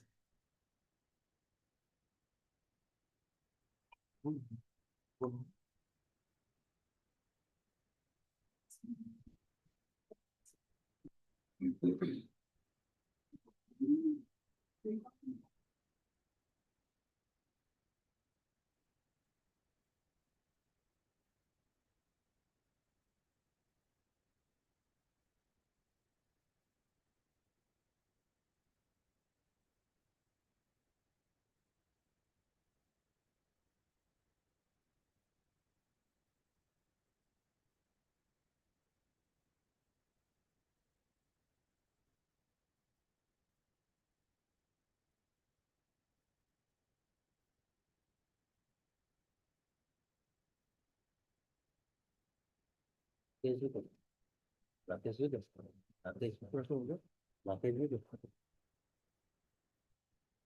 I request our respected director, sir, to please honor our guest, Professor Rakesh Kumar Sharma ji.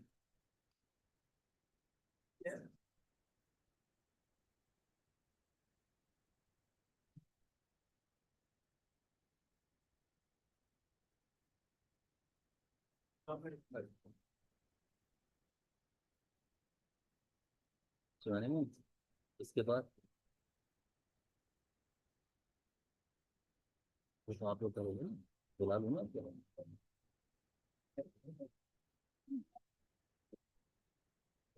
नहीं, क्या बोल रही हो?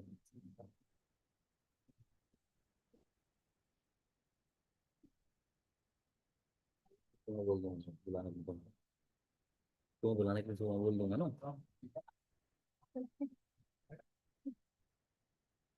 Sir उसके बोलना था वो.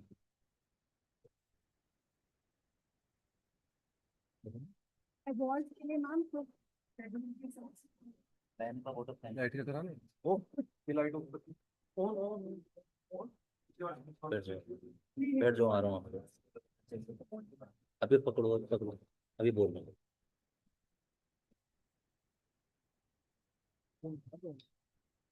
We now invite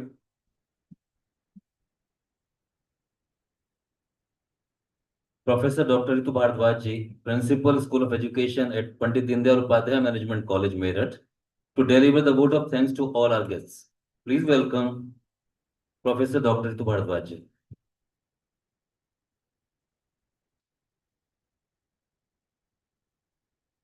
धन्यवाद सर. आज के इस पावन दिन पे मैं आप सभी का अभिनंदन, स्वागत और धन्यवाद भी ज्ञापित करती हूँ कि आपने अपने अमूल्य समय में से कुछ क्षण हमारे लिए निकाल कर और हमें यहाँ अपने विचारों से अभिभूत किया. सबसे पहले हमारे chief guest professor M.K. Gupta ji, जो प्रो वीसी हैं CCS यूनिवर्सिटी में, उसके उपरांत विदेशों से जुड़े हुए परोक्ष और प्रत्यक्ष रूप से ऑनलाइन जुड़े हुए हमारे सभी विशिष्ट अतिथि, प्रमुख प्रवक्तागण, वक्तागण और प्रोफेसर यहाँ उपस्थित professor Suraksha Pal ma'am, professor Rakesh Kumar Sharma ji, head and dean CCS university education department से जो हमारे समक्ष उपस्थित हैं, जिन्होंने अपने विचारों से अभी आपको ज्ञान लाभ दिया। इसके अतिरिक्त महाविद्यालय के चेयरमैन सर और सम्माननीय हमारे MD सर, मैं सभी का धन्यवाद ज्ञापित करती हूँ। साथ ही साथ जिनके मार्गदर्शन में हमारा यह कार्यक्रम संपन्न हुआ, मैं ICERT की तरफ से और पंडित दीनदयाल उपाध्याय मैनेजमेंट कॉलेज की तरफ से सभी का धन्यवाद ज्ञापित करती हूँ। साथ ही मेरे जो सहयोगी शिक्षकगण हैं, साथ ही टीचिंग और नॉन टीचिंग स्टाफ, मेरे विद्यार्थीगण, सभी का मैं धन्यवाद ज्ञापित करती हूँ। आशा है कि आप सब ने इस सेशन को बहुत ध्यान से सुना और ज्ञान लाभ प्राप्त किया। इस कॉन्फ्रेंस की सफलता के लिए आपका सबसे बड़ा योगदान है। धन्यवाद।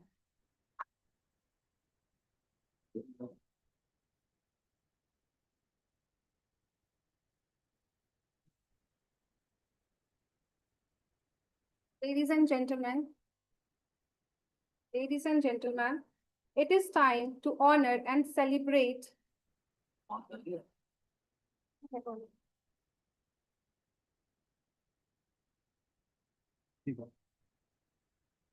Ladies and gentlemen, it is time to honor and celebrate the exceptional talent that we have witnessed today. Your applause is the wind beneath the wings of the shining participants ready to take flight. I would appreciate if Dr. Nidesh Vashist ji, Professor Ritu Bhardwaj ji, and Dr. Swarna ji to kindly grace the stage and do the honors for distribution of the prizes. I may also call upon Sir Rakesh.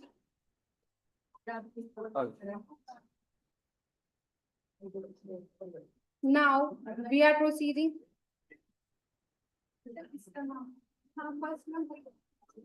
Okay, I would like to call Professor Mithul Kumar Gupta sir, Professor Vice Chancellor Chaudhry Charan Singh University, Meerut.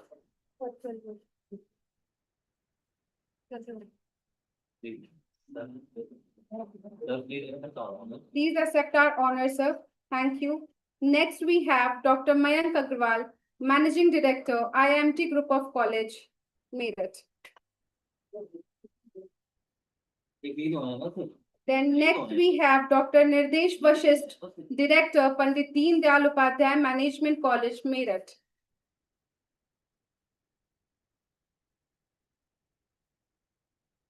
Thank you for accepting the honor, sir.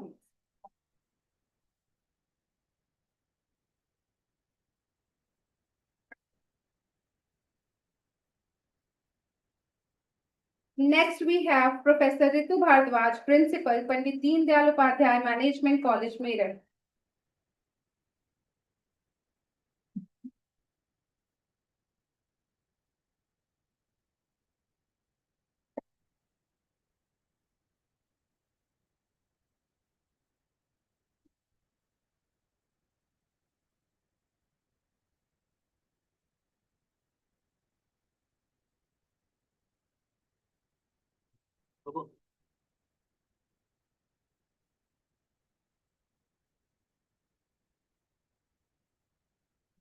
Next, we have Harsha Naranbhai Dangar, Assistant Professor, Commerce and Accountancy Department, B.R. Patel College of Commerce, Mehsana.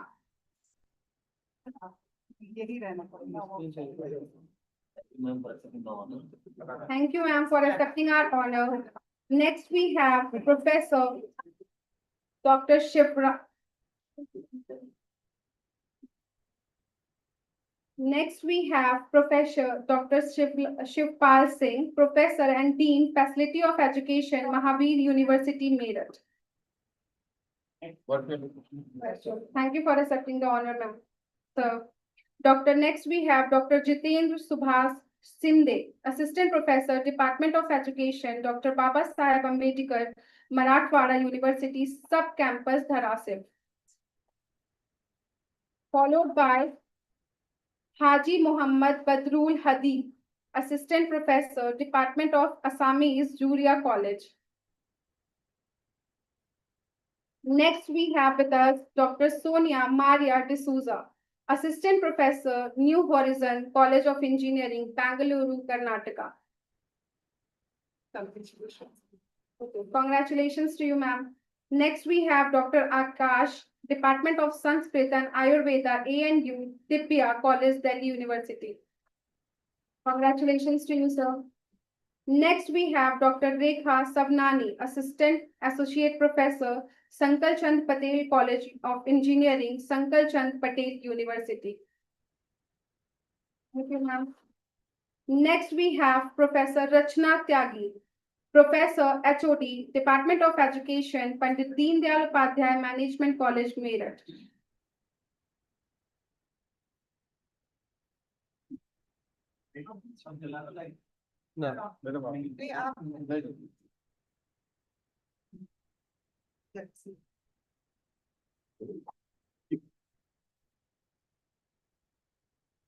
Congratulations, ma'am.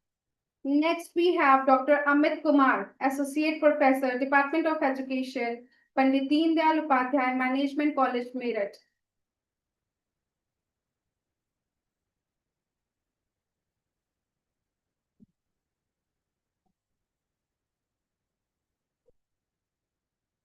Congratulations, sir. Next, we have Dr. Pratima, Assistant Professor, Department of Education, Pandit Deen Dayal Upadhyay Management College, Meerut. Congratulations once again, sir. Dr. Pratima, Assistant Professor, Department of Education, Pandit Deen Dayal Upadhyay Management College, Meerut.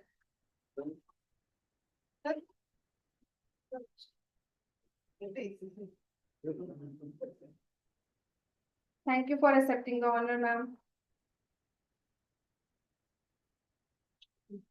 Next, we have Dr. Devesh Gupta, Associate Professor, Department of Management, Pandit Deen Dayal Upadhyay Management College, Meerut.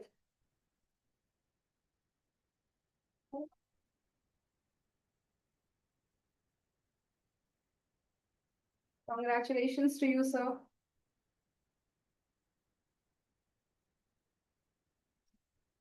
Next, we have Dr. Pradeep Kumar, Associate Professor, Department of Management, Pandit Deen Dayal Upadhyay Management College, Meerut.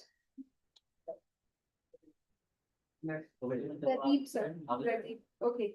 Then next we have Mr. Vimal Prasad, Assistant Professor, Department of Computer Application, Pandit Deen Dayal Upadhyay Management College, Meerut.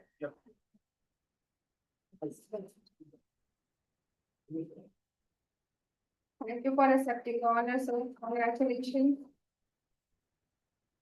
Next, we have Dr. Gaurav Sharma, Assistant Professor, Department of Computer Application, Pandit Deen Dayal Upadhyay Management College, Meerut. Next, we have Mr. K. Kaushik, Assistant Professor, Pandit Deen Dayal Upadhyay Management College, Meerut, followed by Ms. Ruby Singh, Digital Head, Pandit Deen Dayal Upadhyay Management College, Meerut.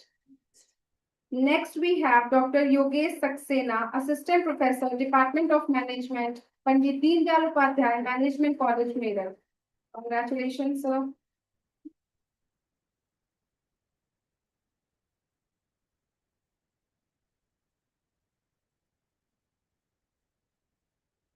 Thank you for accepting the honor, sir. Next, we have Dr. Yogesh Kaushik, Professor, Department of Management, Pandit Deen Dayal Upadhyay Management College, Meerut.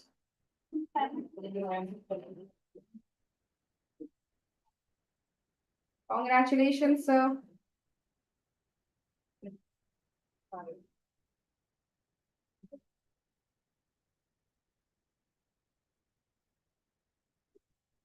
Would like to call Dr. Robin Rastogi, Associate Professor, HOD, BBA and BCA, Pandit Deen Dayal Upadhyay Management College, Meerut. Thank you for accepting the honor, sir. Congratulations.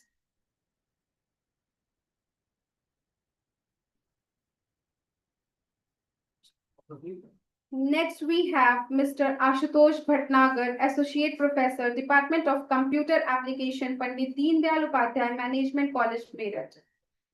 Followed by Dr. Himanshu Agrawal, Professor, Faculty of Commerce and Business Administration, DN, PG College, Meerut. Then next we have Dr. Jitendra Singh Goyal, Assistant Professor, Department of Education, CCS University, Meerut. Congratulations, sir. Next we'll have Dr. Pooja Sharma, Associate Professor, Department of Management, IIMT University, Meerut. Congratulations to you, ma'am. Next we have Professor Shivpal Singh, Head and Dean, Mahavir University, Meerut.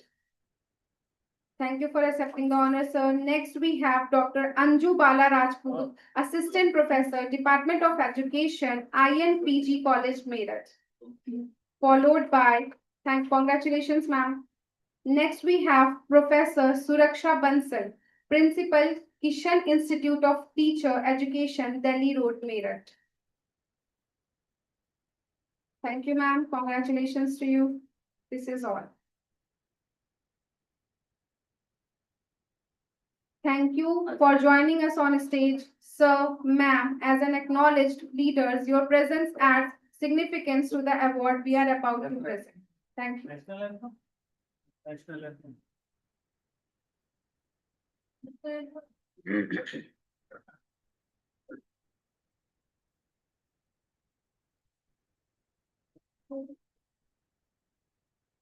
Please take the attention position. Jana Gana मन अधिनायक जया हे भारत भाग्य विधाता पंजाब सिंध गुजरात मराठा द्राविड़ उत्कल बंगा विंध्य हिमाचल यमुना गंगा उज्जल जलत तिरंगा तब शुभ नामे जागे तब शब शीश नवामे गाहे तब जय गाथा जन गण मंगल दायक जया हे भारत भाग्य विधाता जया हे जया हे जया हे जय जय जय जय हे जय Hind.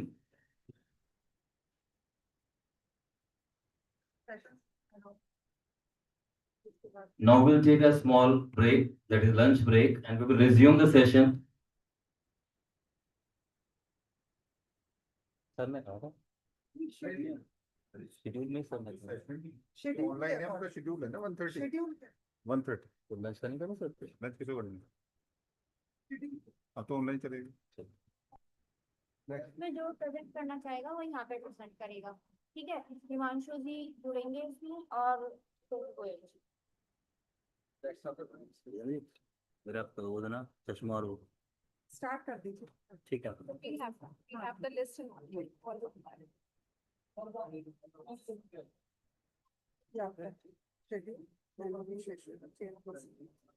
So ladies and gentlemen, it's time to begin our technical session. This session provides us with an opportunity to dive deeper into knowledge, learn from experts, and engage in meaningful discussions.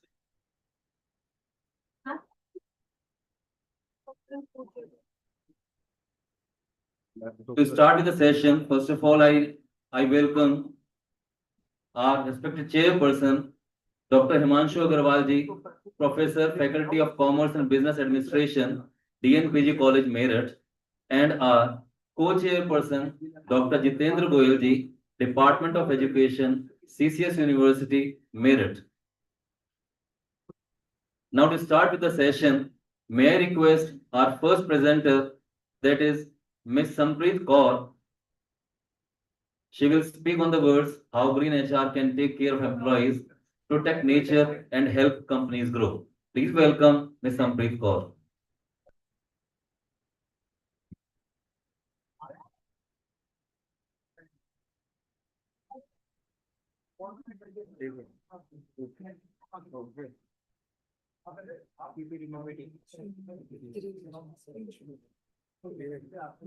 एक minute वो नहीं पूरा पुरानी हुई है अच्छा मुझे ये होगा शेयर अब उसमें पूछो जूम पे।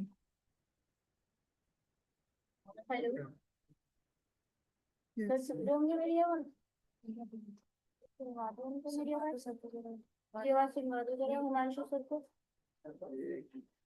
जी हेलो सर, आपको मेरी आवाज आ रही है? हिमांशु सर। हाँ हाँ सर आपकी आवाज प्रणाम, आ रही है। मैं रितु भारद्वाज। सर आपके अवार्ड जो है, आपको देवेश जी आपके हाँ आवाज तक बिल्कुल बिल्कुल सर सम्मान बिल्कुल पहुंचा देंगे बिल्कुल। सर। हम आपकी थैंक यू। प्रतीक्षा रखते थे क्योंकि हाइब्रिड मोड था।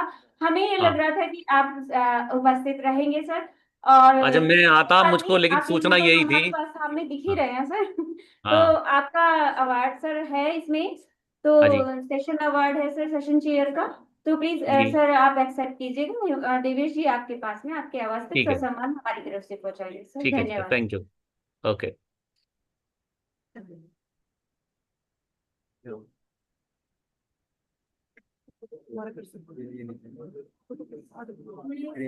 ये वाला ग्रीन, ये ठीक है।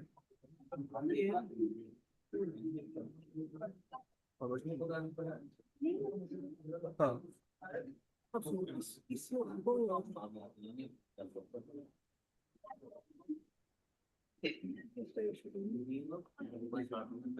बस ये रहना, साइड से ये वाला, ये बस आई नहीं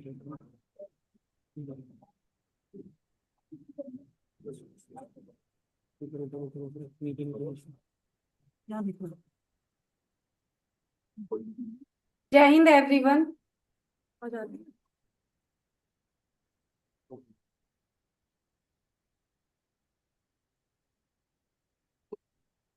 Jai Hind everyone. I am Sampreet Kaur, Assistant Professor in Pandit Deen Dayal Upadhyay Management College, Meerut.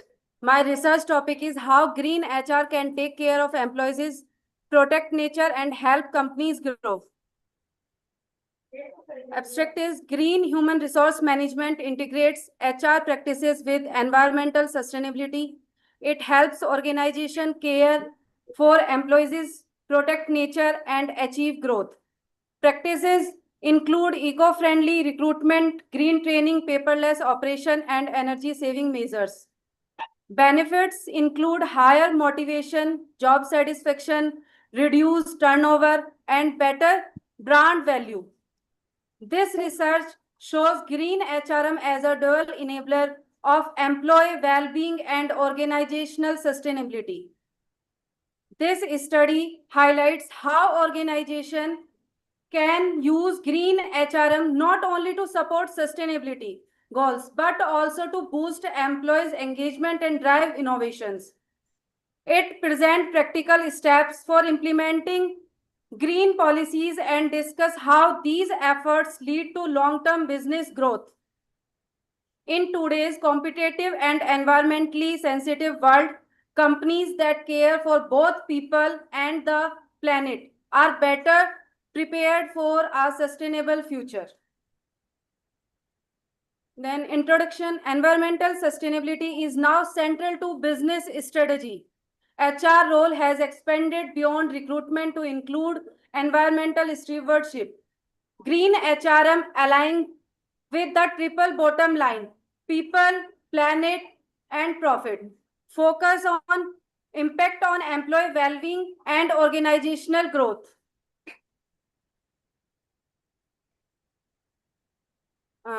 Research gap is the past studies focus on environmental performance, less on human-centered outcomes. Limited research on dual outcomes, impact of green HRM on employee care or well-being and sustainability. Indian IT sector lacks empirical studies. This study addresses employee well-being, job satisfaction, and productivity. My research objective, first one is examine green HRM effects on employee productivity. Then second one is analyze impact on organizational sustainability. Third one, evaluate employee well-being as a mediator. As fourth one is assess green HRM direct effect on employee well-being. Alternate hypothesis. First one is green HRM practices are positively associated with employee productivity in Indian IT companies. Second hypothesis is green HRM practices significantly contribute to the improvement of organizational sustainability outcomes. Third hypothesis, employee well-being significantly mediates the relationship between green HRM practices and employee productivity. Fourth hypothesis, green HRM practices have a significant positive impact on employee well-being.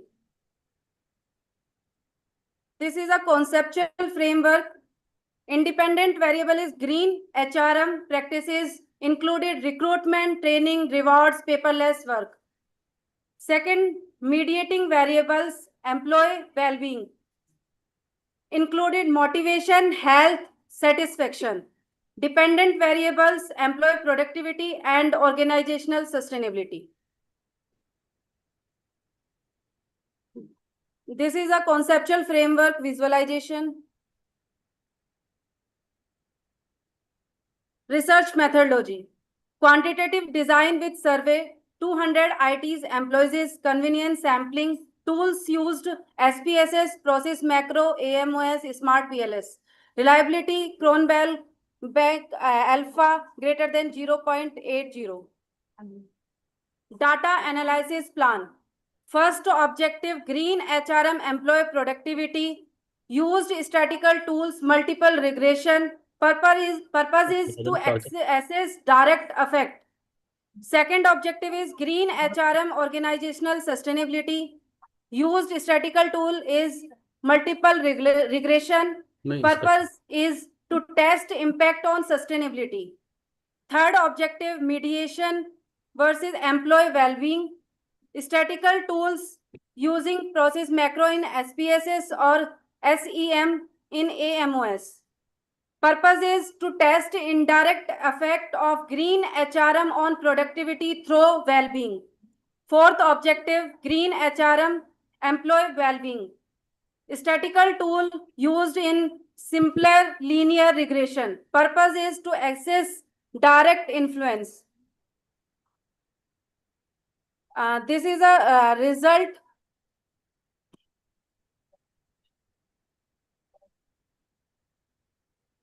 Discussion point is green HRM improve employee motivation and job satisfaction.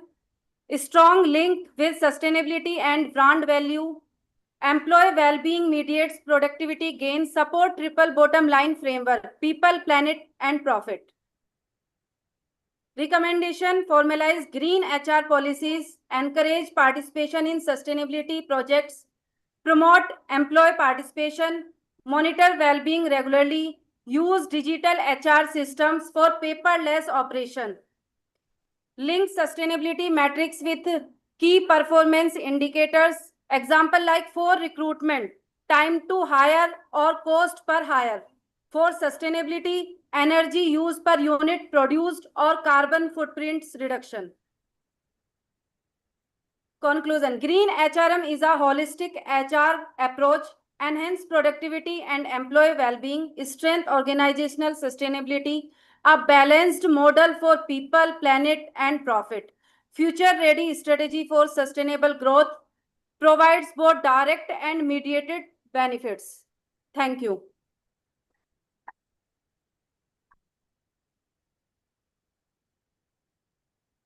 Okay.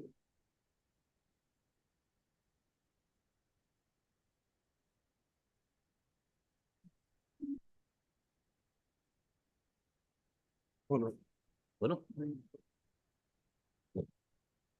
Now I request Dr. Rachna Tyagi ji to give her words on human rights and environmental justice. Please welcome Dr. Rachna Tyagi ji.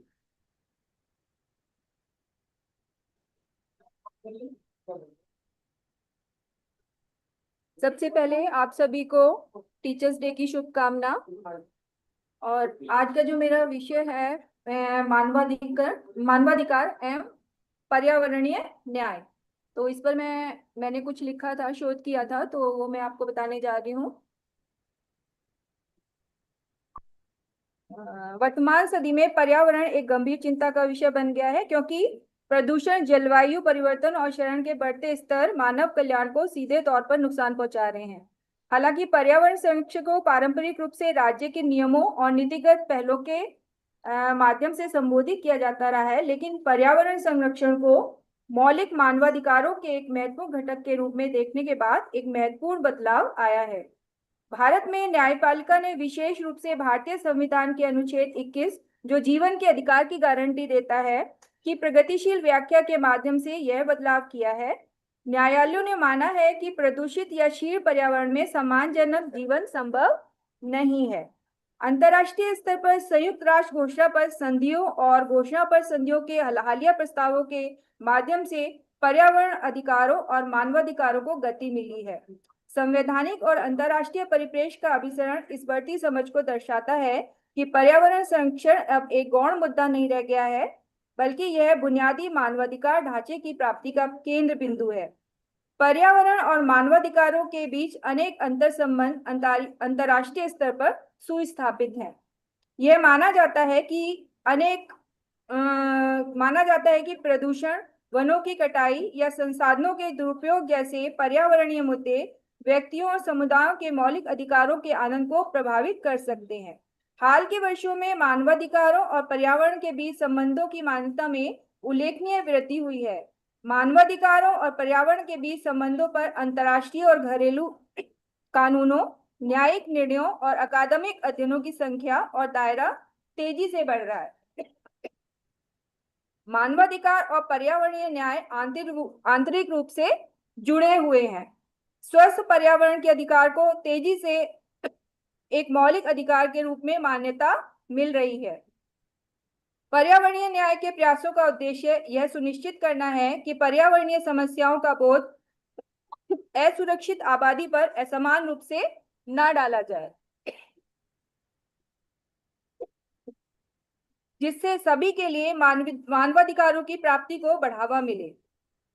सतत विकास प्राप्त करने के लिए पर्यावरण नीति और व्यवहार में मानवाधिकारों को एकीकृत करना महत्वपूर्ण है, जिसके लिए आर्थिक विकास, सामाजिक प्रगति और पर्यावरण संरक्षण में संतुलन की आवश्यकता होती है। इस शोध के उद्देश्य हैं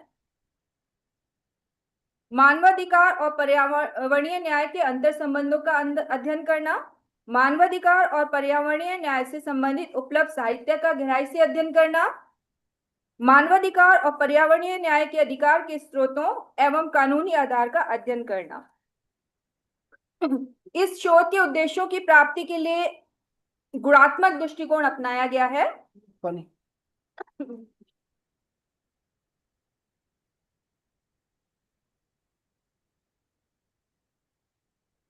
इसमें मानवाधिकारों और पर्यावरणीय न्याय से संबंधित प्रासंगिक अंतर्राष्ट्रीय दस्तावेजों, संधियों और कानूनी ढांचों की व्यापक समीक्षा और विश्लेषण शामिल है।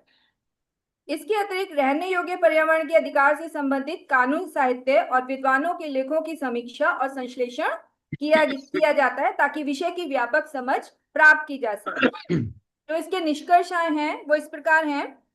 संक्षेप में यह शोध मानवाधिकारों की रक्षा और पर्यावरण की सुरक्षा के अंतर्राष्ट्रीय और राष्ट्रीय प्रयासों में रहने योग्य पर्यावरण के अधिकार के महत्व पर प्रकाश डालता है। इस अधिकार को परिभाषित करके, इसकी विशेषताओं को स्पष्ट करके, इसके स्रोतों और कानूनी अधिकारों की खोज करके और इसके लाभार्थियों की पहचान करके यह शोध इस मौलिक अधिकार की रक्षा और उसे बनाए रखने के तरीके को बेहतर ढंग से समझने में योगदान देता है। यह पर्यावरण के अधिकार को पर्यावरण के प्रति एक अधिकार और कर्तव्य दोनों के रूप में मान्यता देने और उसे पूरा करने के महत्व को रेखांकित करता है, जिससे विश्व स्तर पर निरंतर विकास और पर्यावरणीय न्याय को बढ़ावा मिलता रहे। थैंक यू, धन्यवाद।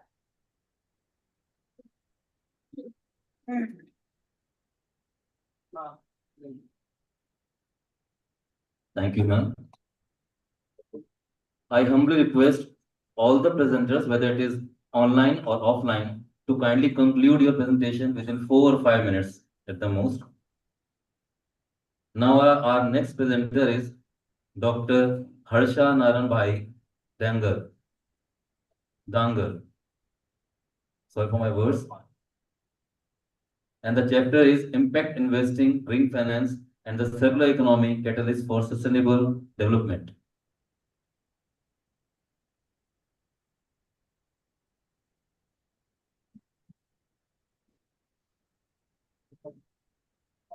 Dr. Harsha Naran Bhai,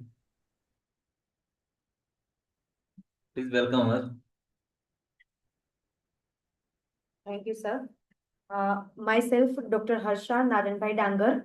I came from Sri V.R. Patel College of Commerce, Mehsana, Gujarat.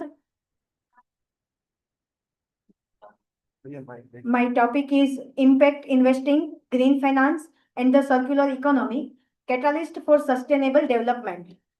First of all, introduction. The growing awareness of climate change, biodiversity loss, and social inequality is compiling business and investors to rethink about a traditional model of economical growth. Conventional liners economy systems, take, make, and dispose, are providing unsustainable. Financial markets are increasingly recognizing that long-term profitability and resilience depend on environmental stewardship and social equity. In this context, impact investing, green finance, and the circular economy have emerged as powerful tool for sustainable transformation.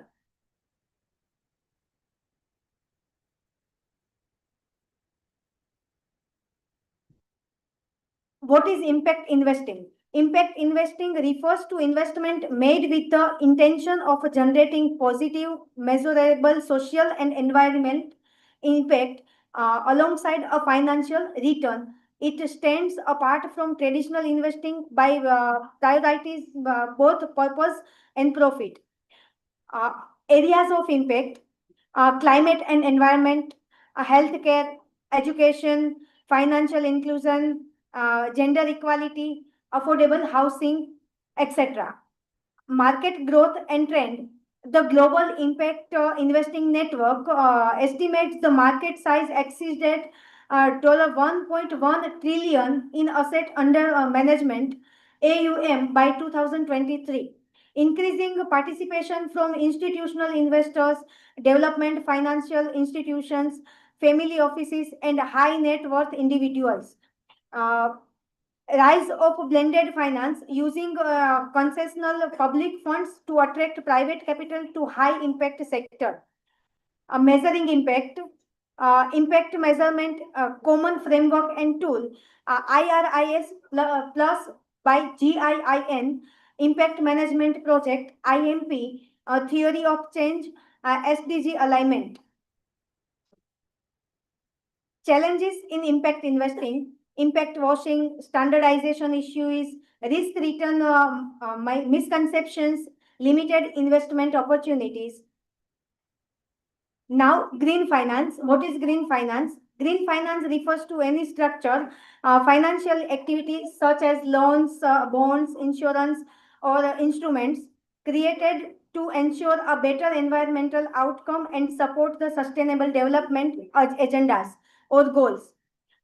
Core objectives of green finance: support climate change mitigation and adaptation, promote biodiversity and ecosystem protection, fund renewable energy and energy efficiency projects, encourage sustainable agriculture, waste management, and clean transport.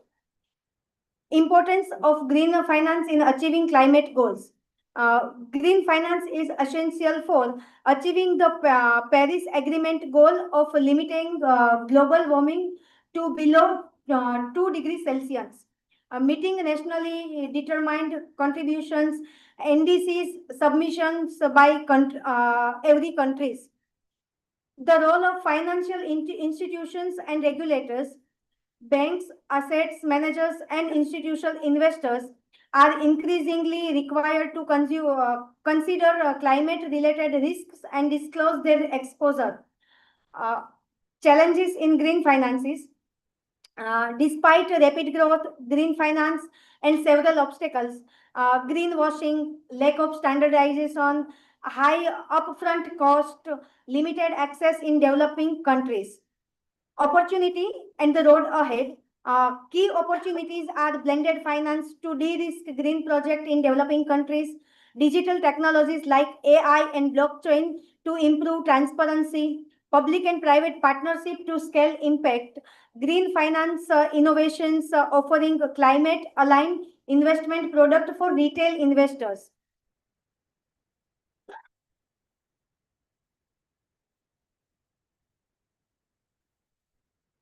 Policy and trends for green finance impact investment and several economical issues. Several initiatives are accelerating progress, which are EU Green Deal and Taxonomy for Sustainable Investment, Task Force on Climate-Related Financial Disclosure, Sustainable Finance Disclosure Regulation, UN Principles for Responsible Investment. Countries like the Netherlands, Sweden, and Singapore are also pioneering circular economy roadmaps supported by green finance instruments and public-private partnership. Now I conclude my paper. Impact investing, green finance, and the circular economy are not isolated trends. They are interdependent pillars of a sustainable economic future, which each has its unique goals and tools. Their integration creates a holistic approach to addressing environmental and social challenges. These strategies are shifting finance from being a passive actor to an active force for goods. For this transformation to reach scale, continued innovation, policy alignment, investor education, and robust accountability framework are essential. As we approach critical planetary boundaries, aligning capital with sustainable purpose is not just desirable, it is imperative. Thank you very much.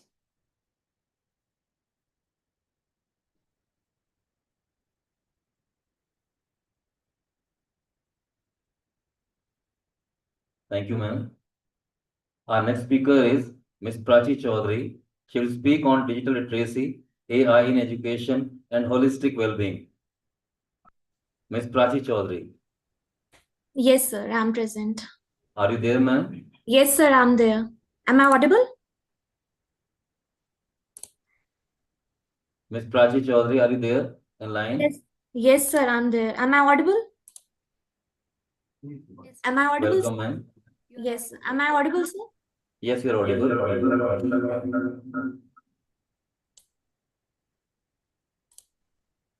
ऐसा होता है, बार बार बोलना है।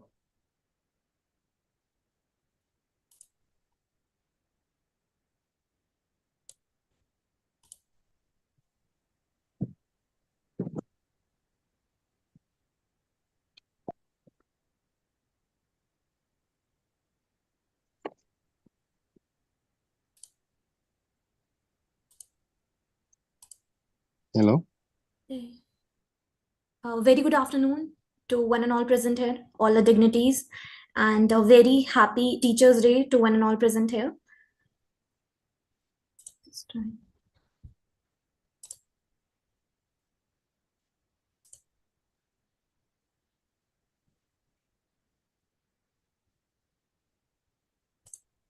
Hello, I am Sudha Muhammad.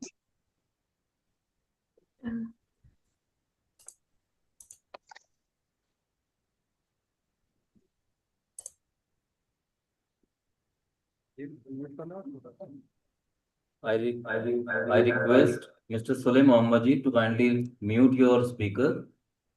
Yes, yes, sir. Good morning. I'm Sudha Muhammad. My topic is inclusive education. Yes, ma'am, you can start. Sure, sir.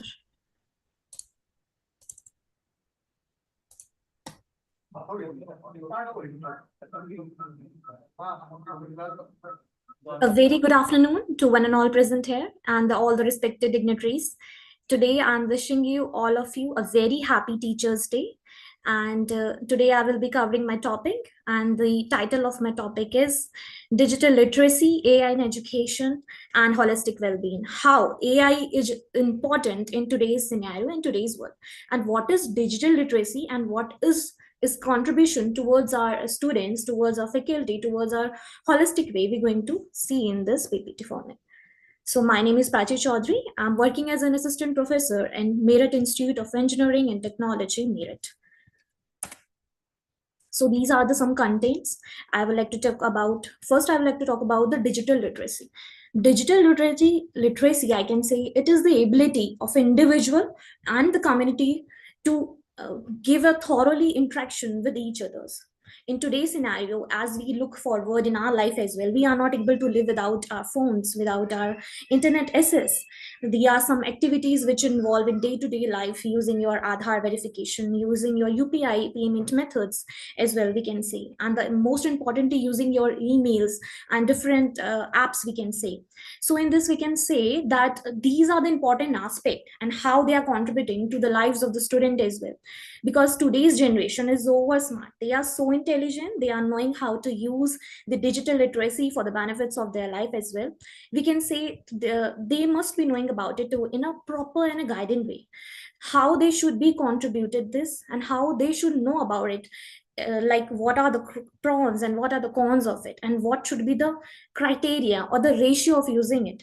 Digital literacy is today's scenario is very important criteria for a individual development, for student development, we can say. But there should be some minimization of it, how we should use it to that of the extent. For example, if we talking about the digital literacy, as we know that students are must knowing about the different sources, different website, and they should be knowing about it because it gain a proper personality development to them as well. There is a source which show that USA, and they examine it an experiment to a different school, which show that the experiment which was held to a particular class for 2 hours minimum, they have used the digital literacy and AI for the students, and they have just go beyond to 10 years ahead, knowing the knowledge of it. Because these are the things which make a student little bit interactive, and they are knowing the world, they're knowing the internet accessibility, they are knowing the what is the technology going on. So in this, we can say that the children's or the student's mind is creating a little bit critical thinking. They are able to criticalize the different scenario, they're brainstorming. Internet safety, I must say that they should know about it, what are the good prawns and crons for that. They should knowing about how they should use it in a proper limited way. And moving further, if we talk about what are the benefits of it, we can say that it gives some prior information to students if they have some difficulties in understanding. So they may use difficult sites and quotations they may use. But those students who are lacking in participation, they are not able to express their thoughts, they are not able to communicate with the teachers, with the students themselves in the class as well. So these are the minimum limitations as well we can share. So the main motive of this is I want to share that there should be a proper knowledge to the students, how limited they should use it. Like 50% and 50%, there should be some knowledge apart from the physical world as well. And then apart from this, the AI and the role of education as well, they must know. The role of education in AI, we can say it is practically depend upon the scenario of the student as well, in the condition which he or she is in. For example, we can say that according to a child, we have to change our pedagogical practices. According to the need of child, we have to change our AI driven tools which we can use it. In today's scenario, there are so many chat GPTs and AI tools apart from that, alpha chat GPTs, there so many different tools, but it carries some limitation as well, because today's children, they are so experts. If we given some assessment to them, they just they went to their home and search on chat GPT and AI with the assistance of it, and they prepare their own PPT for that, they prepare their own content for that. But when the cases arise, when they have to deliver their presentation, when they have to give their thoughts, when they have to present their views to the society, to the teachers, to their campus, they are not able to, because they lack the knowledge in it. So as a teacher, as a faculty, we have to make contribution to the lives of the students, so that they should understand the role of AI in education and how they should implement it to the lives of students. There should be a holistic well-being of the students, how mentally, physically, right, emotionally. And something which is lacking to the students is they are weakening by emotionally, mentally, But the competition around the world, making them holistically, they are becoming fed up with the competition which is going on. So as a teacher, as a faculty, the role of our as a faculty, we can say that we have to minimize the holistic well-being in the student's life by giving a total presentation to them, contribution to them, giving a very enhancing pedagogical experiments with them. For example, a student is a disabled, he's not able to speak, we can say, but he is able to see the visual pictures. So in that case, we can see the role of AI, artificial intelligence, is becoming more important for the students who is lagging behind. As we know, we are working on an inclusive education where the students of different field, different society, caste, religion, they just sit and together and study. So in this, the whole cognitive domains work of the individual students, we should know the role of AI in proper functioning way. But to do it on the proper way, for example, I'm talking about a student who is very brilliant, but if he or she were going to use multiple times the use of artificial intelligence, so there must be some lagging behind. He or she is not able to use his cognitive domain, critical thinking, problem solving skills, because now the child, now the student is totally dependent upon the tools itself. Moving further, as we know that multiple scenario, multiple fields have their artificial intelligence application, and they should be using, because they are making our life easier. But we should not totally depend upon it, because it have carry some pros as well and cons as well. In today's scenario, we have education at the prime in priority, as we can say, because students know through everything through which we're going to impart to their lives, right? Apart from that, AI give contribution to the students who are preparing for the engineering fields and want to explore the space. As you know, that Shubhanshu Shukla, he is the like he has gone to the space exploration, and these are the things which we can teach to our students through the exploration, to using the AI as well, and we can contribute to the lives of them as well. Moving further, there are some techniques we're going, like different theorists and the pedagogical scientists have given their aspects, we can say the cognitive theories. They are talking about the mind of the child, the student of the child. They are talking about how we can create a change in their thought, their scenario, and a proper learning theories what we should as a faculty should impart to the lives of the students. For example, Vygotsky theories, the socio-culture theory, we as faculty was knowing about the modules and the different psychoanalytical thoughts of that. These are the important factors. Moving further, I'm talking about the interconnection of digital literacy. For example, digital literacy, AI are totally dependent on each other. They are moving further in the modern scenario. They are the tools, they are the vehicles of modern life. We are not able to live without them. They are interdependent, and we are also interdependent to them as well, because they give something meaningful information, give engaging content, and give us the way of thought. But as again, I would like to say, moving further, like if we totally depend upon AI and the digital literacy, it will going to somewhere detect our mind, and it lacking something cognitive domain. Some of the problem as a child, as faculties, we can see in the students what they are: decrease human interaction. They are not able to interact with the other students as well, their friends as well. Hinder critical thinking. They are not able to think in a proper way manner, like they are bound to the thought, to the content which is present scenario provided to them. They are not able to think beyond that, even though they must be having knowledge of it.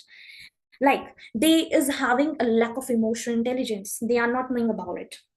They are having how to interact with the students, how to handle a situation, how to handle emergency cases. In this, they are lacking behind, and there is a problem. We can say the problem solving skills. This is the main point I want to discuss. Students are not using their cognitive domain, problem solving, critical thinking. They just want to Google and search it. And the main is the risk of increased cybercrime and data breaches, which as a student must be knowing about it. There is a case, must might be knowing, you all of you, that in news, as we have read, there's someone's call you and they are asking for the money, like by knowing that your name is this, but at what case would you like to go into you do? Will you going to give the money to them without knowing, like, I'm transferring money to whom? So these are some intersecurity and cyber security things. As a student, they should know about it. And there is a most proverb saying by the Lord Acton, like, absolute powers corrupt absolutely. If we give to whole power to their AI, artificial intelligence, digital literacies, and then it will going to corrupt our world, our modern scenario, our society, definitely. That's all from my side. Thank you for listening to me.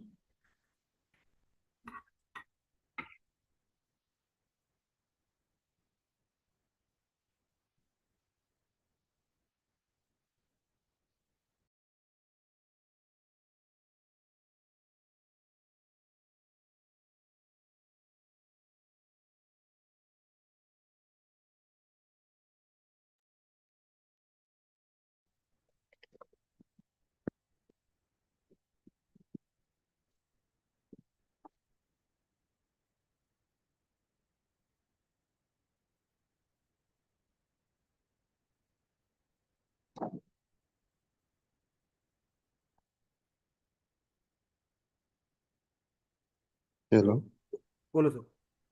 May I request Mr. Sule Mohammed ji to speak on inclusive education policy and the pursuit of SDG 4 in Nigeria, progress, challenges, and prospects. Please welcome Mr. Sule Mohammed.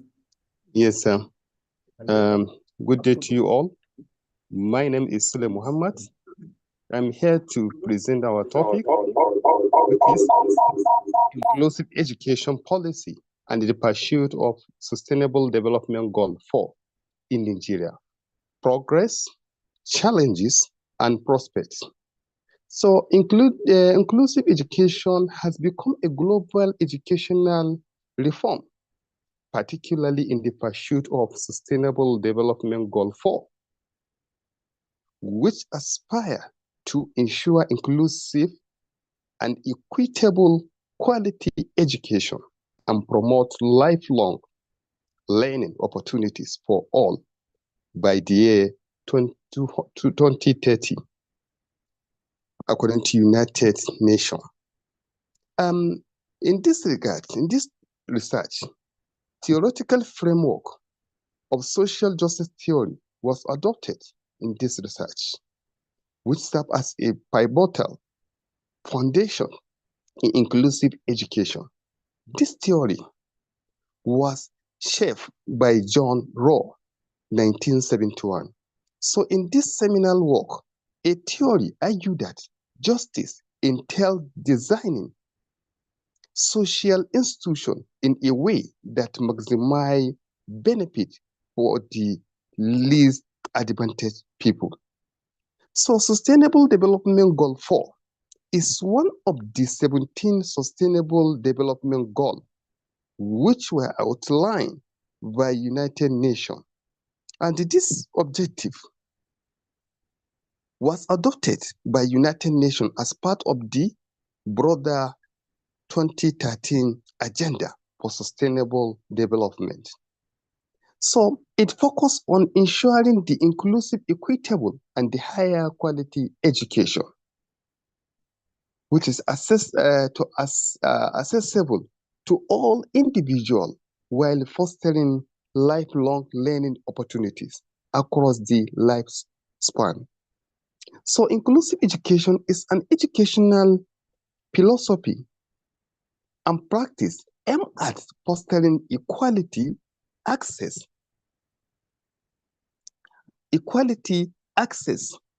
particularly the quality of all children in secondary school and primary school.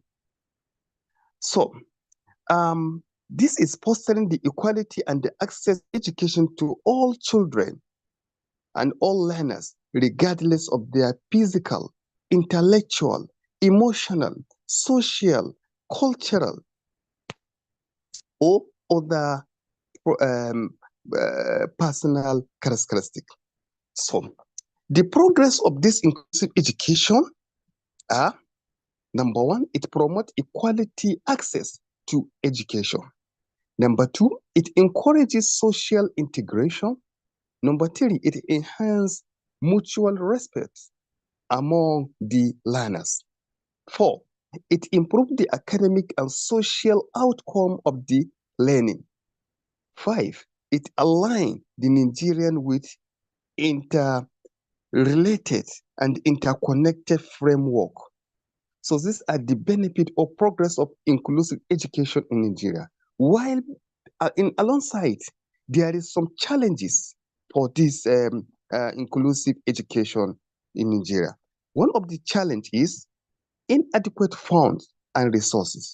That is limitation of the fund because government and non-governmental organizations are not giving priority to this inclusive education. Or I said they are giving less funds to support this inclusive education. Secondly, shortage of trained teachers. There is not enough trained teachers that are going to deliver a good strategies and knowledge to the inclusive children. Number 3, overcrowded classroom. There is shortage of classroom and the learning materials that can be used to support the inclusive education learning among the learners.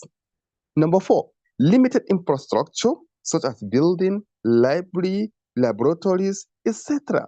that will be used to enhance the inclusive education in Nigeria.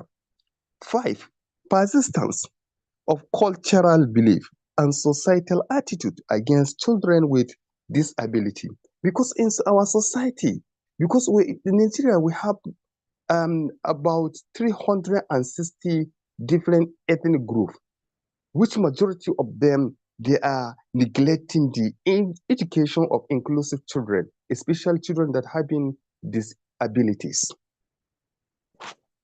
So prospect. Number 1, that is expansion of teachers training. That is to expand the training of teachers and also recruit teachers and giving them more workshop seminars that will develop their knowledge in order to impart to inclusive children.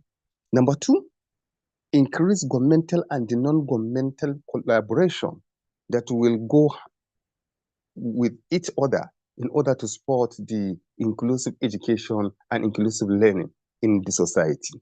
Number 3, development of technology, that is use of technology, AI, and other gadgets in order to support the inclusive education learning in Nigeria. Number 4, policy reform. There needs to adjust the policy in order to give priority to inclusive education and inclusive learning in the society. Number 5, community awareness. That is to create community awareness among the people. That is to educate people and make a campaign that will educate people on the useful and the advantages of using inclusive education in the society. Conclusion. Education. Inclusive education stands at the heart of Nigerians' commitment to achieving Sustainable Development Goal 4, that is SDG 4, which envisions the equitable and the quality of education for all by 2030, which is in line with United Nations agenda. It is evident that the National Policy on Education 2017 offer a foundational blueprint for integrating all learners, regardless of their background or abilities, into mainstream of educational system in Nigeria. Then suggestion.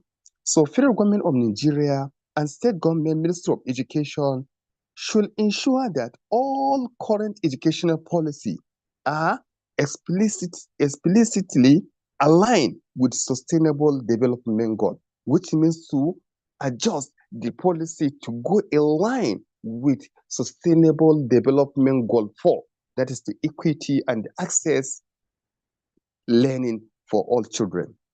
Number 2, improve implementation framework, that is to fully implement the policy into actual practice in order to educate all the children with regardless of their social, economic background. Then increase of fund. There is need to increase the fund from the government and non-governmental organization toward the education in order to support the inclusive education policy in Nigeria. Lastly, teachers training. There is need to give special training for those teachers that are teaching inclusive education in Nigeria. Thank you very much for the listening.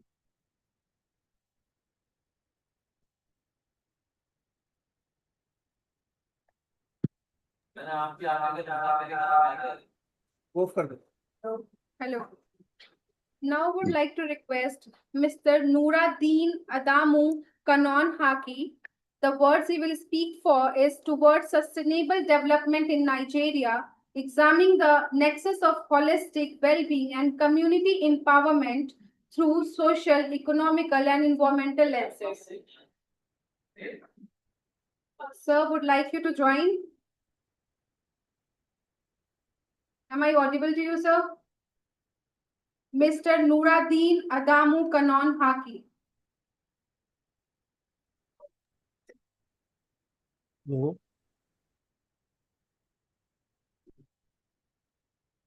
Mr. It is recording. Sir, am I audible to you? Nuradeen, sir?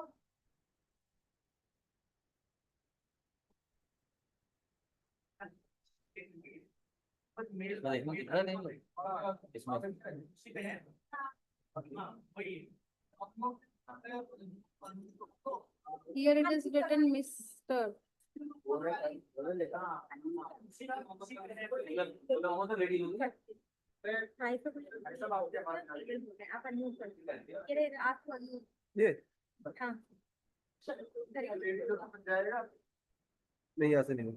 Sule Muhammad has already spoke, sir. Now it is Mr. Deen Adami Kanoni Haki. Sule Muhammad is coming. वो अभी उन्होंने cut नहीं किया है आप अपना नाम पूछो बस Mr. Deen Adami Kanoni Haki, is you there? Please unmute yourself. Deen Adamu Kanon Haki, sir, please unmute yourself.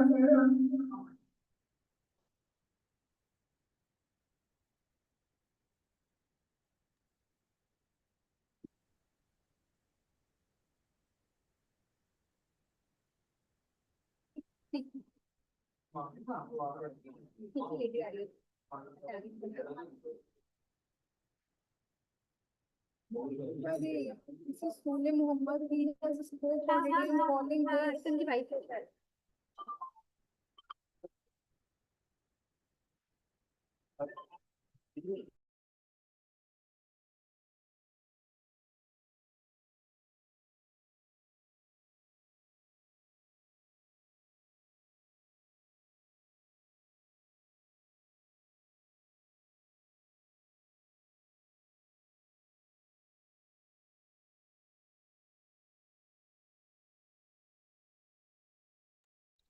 On infrared analysis of the toxicity levels of the selected water colors in primary schools.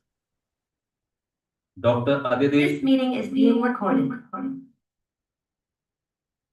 Dr. Adideji Adene. Am I audible to you? Dr. Adideji Adene.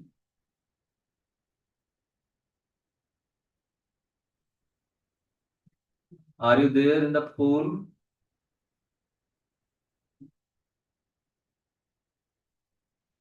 Okay, the next one is Dr. Odega Teresa Nafam. Dr. Odega Teresa Nafam.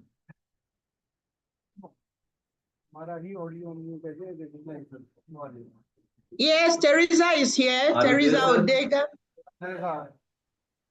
Teresa Odega is here. Yeah, Dr. Teresa.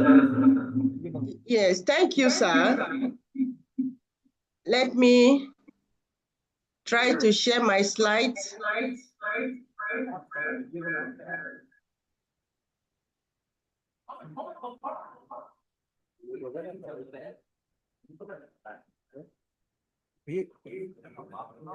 Yes, are you hearing me, please? Are you hearing me? Yes, Yes, sir. we can hear you. All right, thank you very much, sir. Thank you, sir, for being The here. coordinator of this conference, the distinguished guests, esteemed colleagues, happy Teacher Day, and thank you for the opportunity accorded me in this conference to present my paper titled Culture, Identity, and Social Capital in Building Resilient Communities in Nigeria's Niger Delta in the 20th and 21st century. My name is Dr. Teresa Mfam Odega from University of Ilorin, Nigeria. The study examined identity and social capital in building resilient community in Nigeria's Niger Delta from the 20th to the 21st century. Apart from oil and gas resources in the Niger Delta region of Nigeria, is rich in culture and heritage. But over the years, its collective values and importance have not been realized. This is mainly because of the various environmental challenges due to the oil exploration activities, social disruption, neglect, and criminality. The study will look at the interconnectedness of culture, identity, and social capital in sustaining the economy and social development within the Nigerian region. It will also explore the social capital kingship, social economy, and other factors to prove its cost. However, this region, the Niger Delta region, is in the southern part of Nigeria, and the region is the richest regions in our country, in Nigeria. The work will, however, trace the continuity and change over the years up till the 21st century and showcase that in building resident communities, it will require culture as a major tool and identity as a dynamic force to inclusive citizenship and also social capital as infrastructure. As we know, the Niger Delta as a place where oil exploration activities takes place over the years since 1959 to date. However, the region has a lot of challenges that have disrupted the cultural activities. But however, this study will prove that in spite of all those challenges, the region has been sustained and the culture had also been sustained, has been sustained. The objective of this study,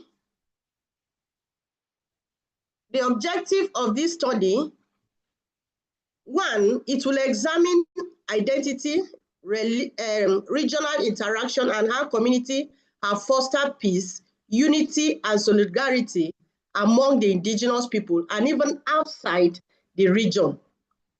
The study will also examine cultural practices, values, and tradition in the 20th century, in the 20th and 21st centuries, to also emphasize the ways which the people have adopted in maintaining resilience during conflict, marginalization, environmental degradation, and even during the colonial period, and also emphasize globalization and modernization in the present times.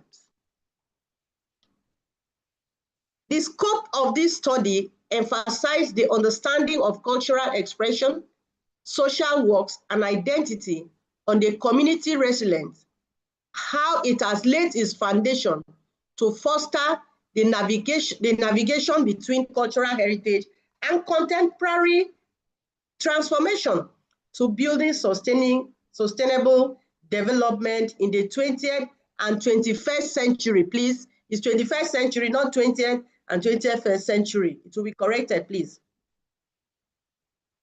However, we look at the gap. There are numerous scholars that have written about the Niger Delta, politics, resource control, environmental degradation, poverty, marginalization, and so on. But not much has looked into the identity, the cultural identity and social capital of the Niger Delta region. However, we'd also look at the method which the research used. The study employed a multidisciplinary approach. The methodology integrates historical analysis with a focus on culture, identity, and social capital in building a resilient community in the Niger Delta region between 20th and 21st century. The methodology integrates oral, primary, and secondary sources.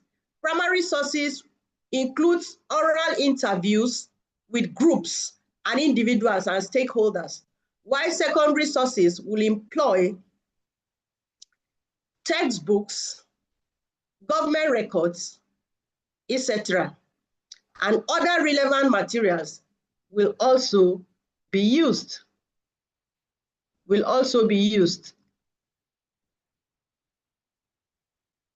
go into the discussion itself. It has been noted over the years that the Niger Delta is the most culturally diverse with rich mineral resources in West Africa. That is one of the regions in Africa that is rich with endowed with natural resources. It has numerous ethnic nationalities, and each of these ethnic groups is distinctive with numerous languages. The Niger Delta has numerous languages, traditions, and culture. The region is endowed with crude oil and gas in abundance, but affected with ecological challenges, conflicts, poverty, and marginalization. In the face of these challenges, in spite of these numerous challenges, which I have just mentioned a few, culture is the major pillar in keeping community together. And the people of the Niger Delta, despite their marginalization within the country, have adopted it and thrive despite its adversity in the region. It was by putting in place chieftaincy structure, governance, and traditional institutions in the Niger Delta region. It is important to note that the Niger Delta region of Nigeria is not only a hub of economic importance, but it is also a sphere where government is involved and deeply interwoven with indigenous traditional system. During the pre-colonial period, traditional institutions play a significant role in shaping communities and safeguarding cultural values, restoring peace, resolving disputes, and helping in social cohesion in different communities. During the colonial period, the colonial master disrupted some of the existing culture, but this institution remained vital and influential in local politics, development, trajectories, and identity. The indigenous people of the Niger Delta emphasized kinship, age group, council of elders, and women leaders. Discussions were taken collectively in town halls in the region, and in the region, trade also enhance relationship. Trade also enhance relationship among the people. Are you still hearing me, please? Festivals in the Niger Delta enhance tradition and culture in all areas. And during festivities like masquerade festivals, it's so important. And the masquerade festival regarded as an embodiment of the ancient spirit that communicates between ancestors and the spirit. Masquerade, for instance, like I showed, is so important in the culture of the people of the Niger Deltas, and most communities celebrate festivals in diverse ways. We have fishing festival. Fishing festival is one of the oldest and vital occupations in the Niger Delta region. It is also a crucial source of food and livelihood and cultural expression to the people. The region had an extinct network of lakes, rivers, creeks that links the Atlantic Ocean. And so this festival is one of the most important cultural festivals that attracts people all over and encourage culture to persist. And during this period, like you see in the picture here, palm wine is poured to celebrate the people. They use it like libation to celebrate the spirit, the ancestors, and all that. They also have religious and tradition festivals that are also being celebrated in the area. However, the Niger Delta, with abundant resources, natural resources, has become a paradox of degradation and poverty. Why? Because of the oil exploration and because many of the indigenous products have been extinguished by the oil exploration, by pipeline gas flaring, and also oil spillage, which has disrupted the economic activities of the Niger Delta region. And so, however, the festivals as a collective force that promotes and fosters unity among the people still operates among the people. And so the Niger Delta as a region flourished with its cultural activities, and they have been building their communities in the 20th and the 21st century through culture and in diverse ways.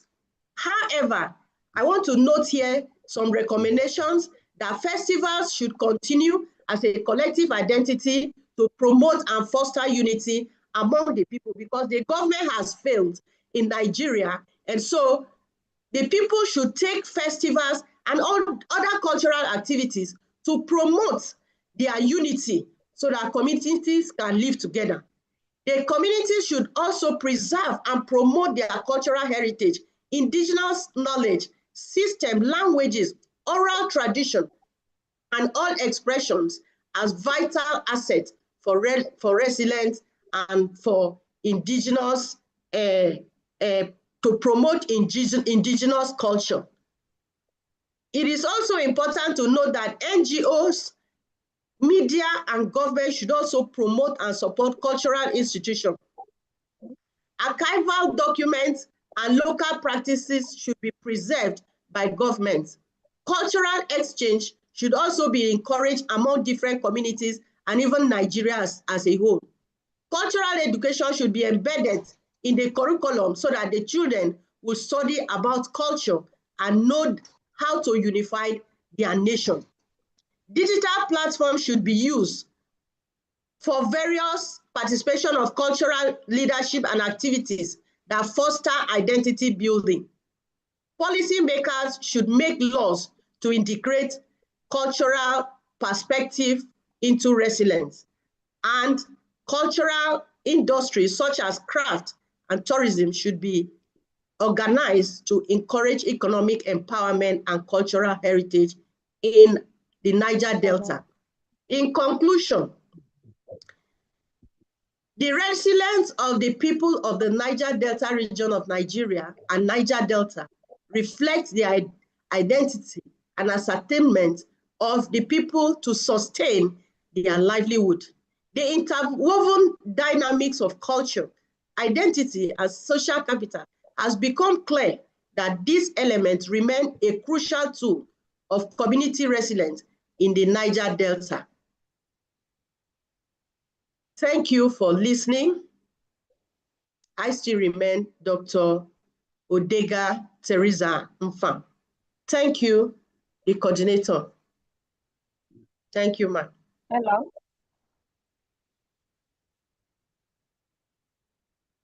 Yes.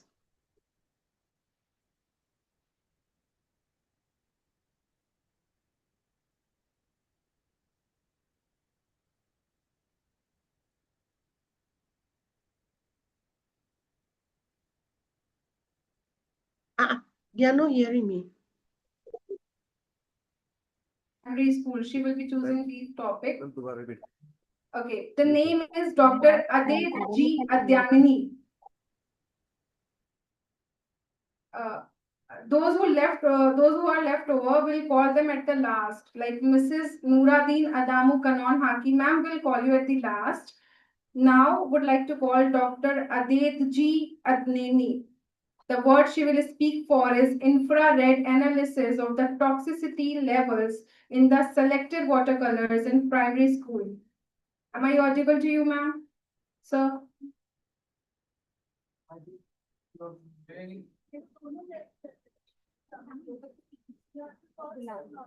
Okay. Next we have Abdullahi Ibrahim. Abdullahi Ibrahim. He or she will be speaking for the exploring the interplay between ICT resources and community well-being in sociology of education in Nigeria. Ma, I'm Nuruddin Adamu Kanan Haki. Sir, am I audible to you?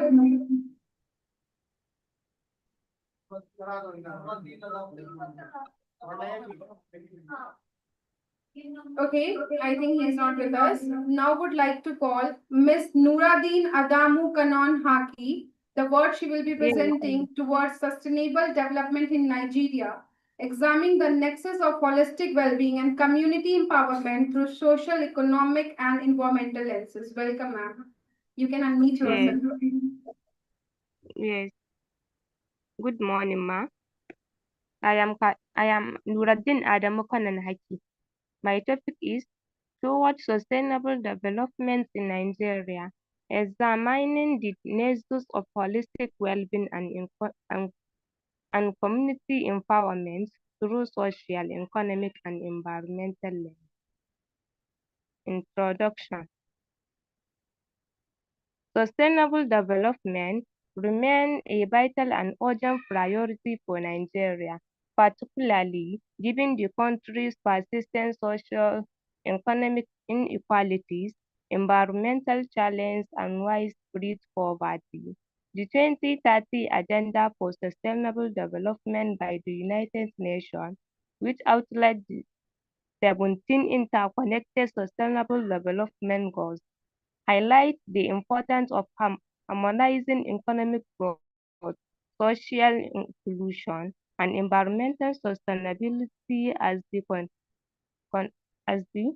cornerstone of global progress. United Nations 2015. In the Nigeria context, although numerous policy initiatives and developmental strategies have been introduced to align with these goals, their outcomes have been inconsistent. Factors such as poor governance, insecurity, institutional weakness, and limited local involvement. Theoretical framework. Empowerment theory. Empowerment theory serves as a multidisciplinary framework that highlights the dynamic process through which individuals, groups, and communities acquire the capacity to make informed decisions and convert those decisions into meaningful, transformative action originally rooted in community psychology and social work. The theory emphasized essential principles such as participation, access to resources, critical consciousness, and self-efficacy.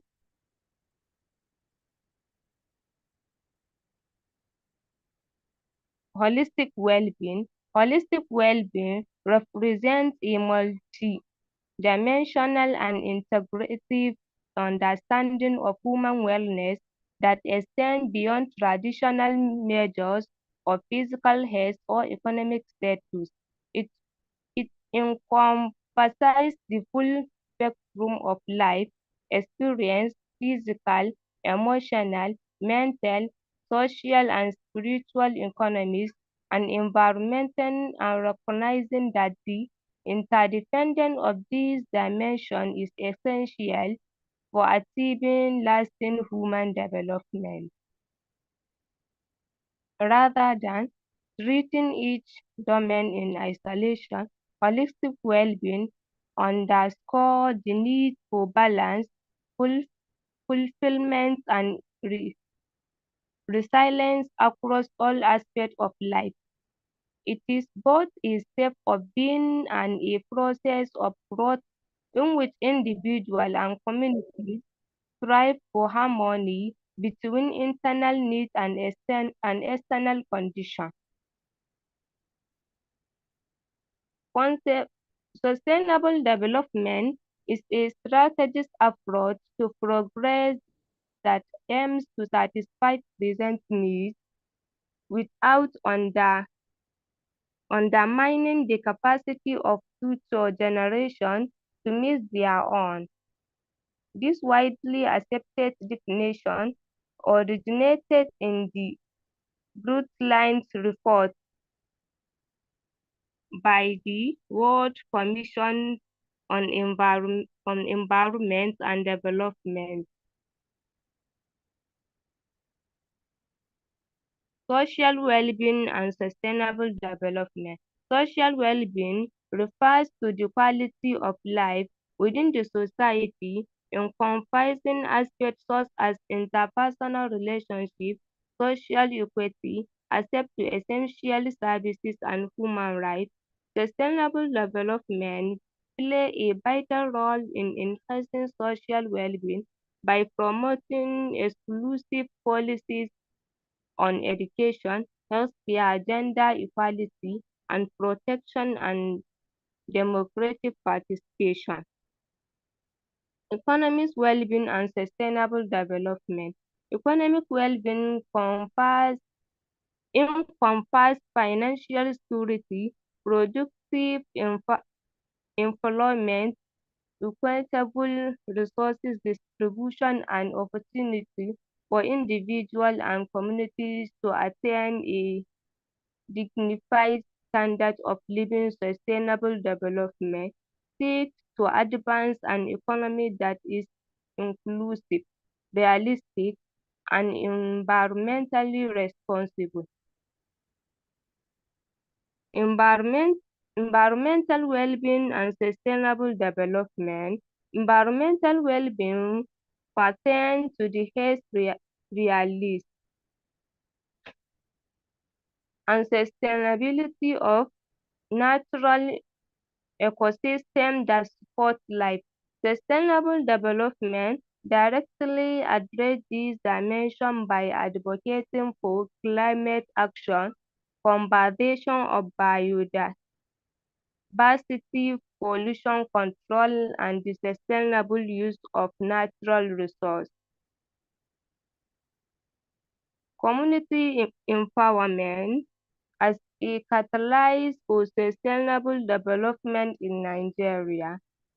In the pursuit of sustainable development community empowerment has increasingly gained recognition as a transformative strategy, especially in nations like Nigeria, where centralized governance, interest, socio-economic disparities, and environmental vulnerabilities have impeded inclusive progress.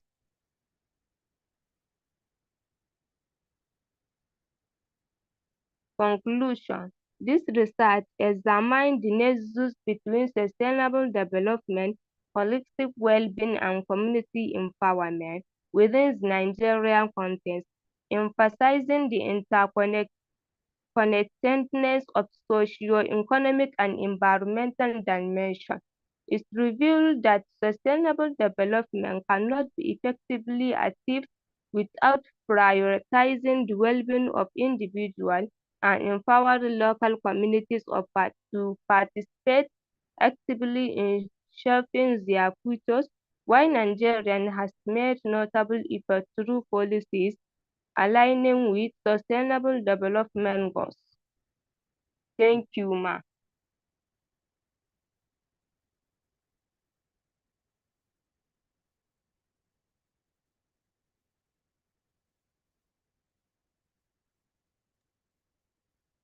Thank you, ma'am, for sharing Thank you, ma'am, for sharing your invaluable thoughts.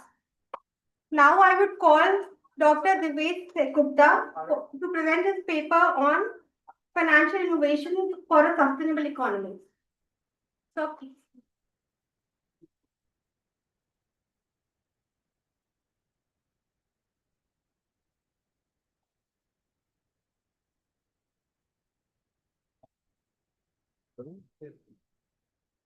Thank you, ma'am.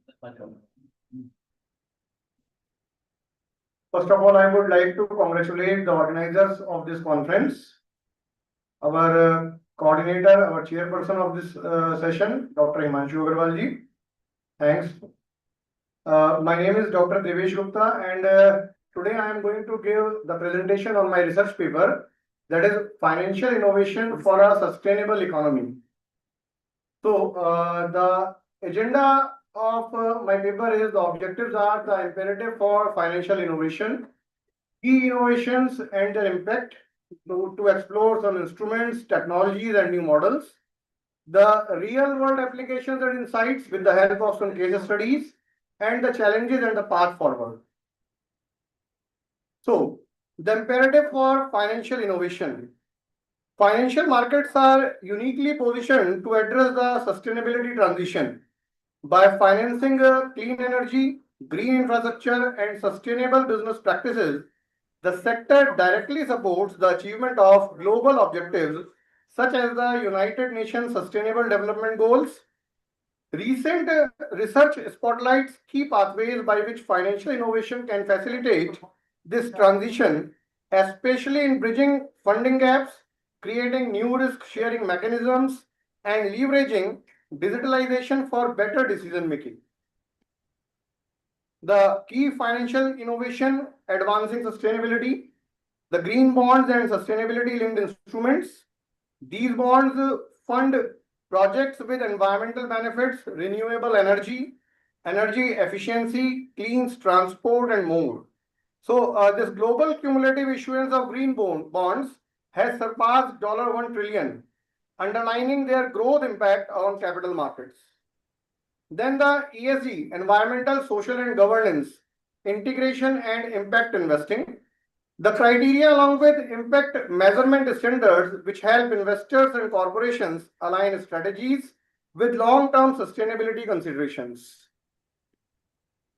How to leverage that technology with the help of artificial intelligence, financial technology innovations, and the blockchain.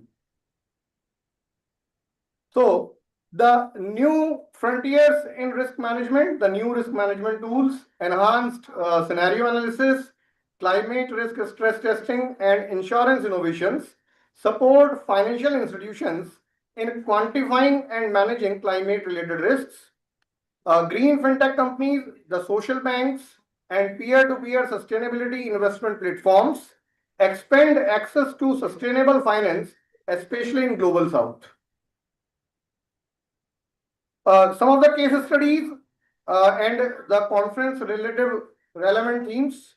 The conference such as the Sustainable Financial Innovation Center meetings which emphasize the momentum around fintech, artificial intelligence and blockchain, for sustainable finance, highlighting cross-sector collaborations and actionable insights and policy makers.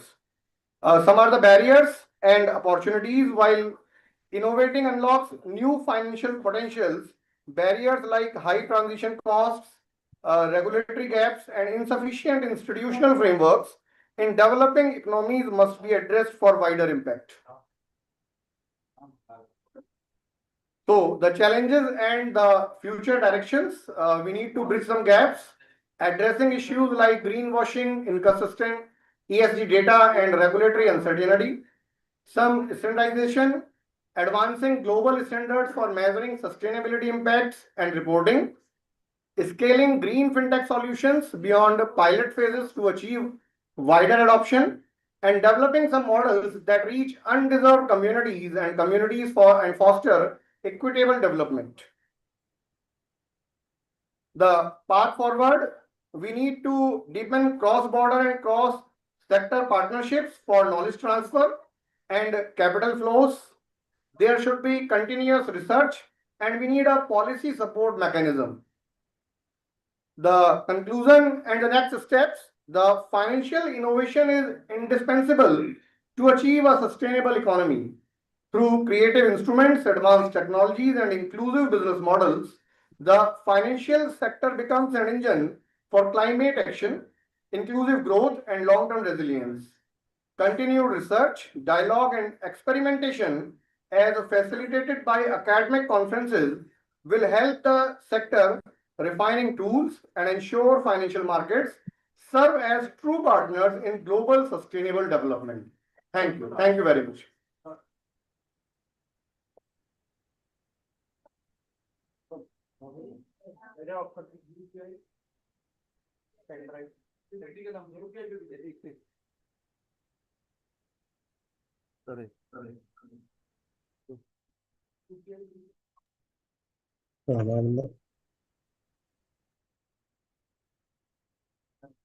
UPI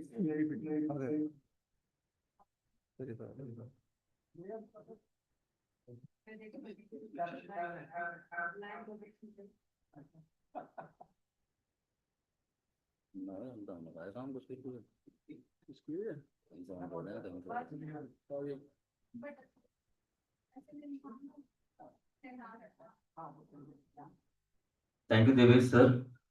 Now I request Dr. Pradeep Kumar ji to speak on Unified Payment Interface, that is growth engine of India's digital payment economy. Please welcome Dr. Pradeep Kumar ji.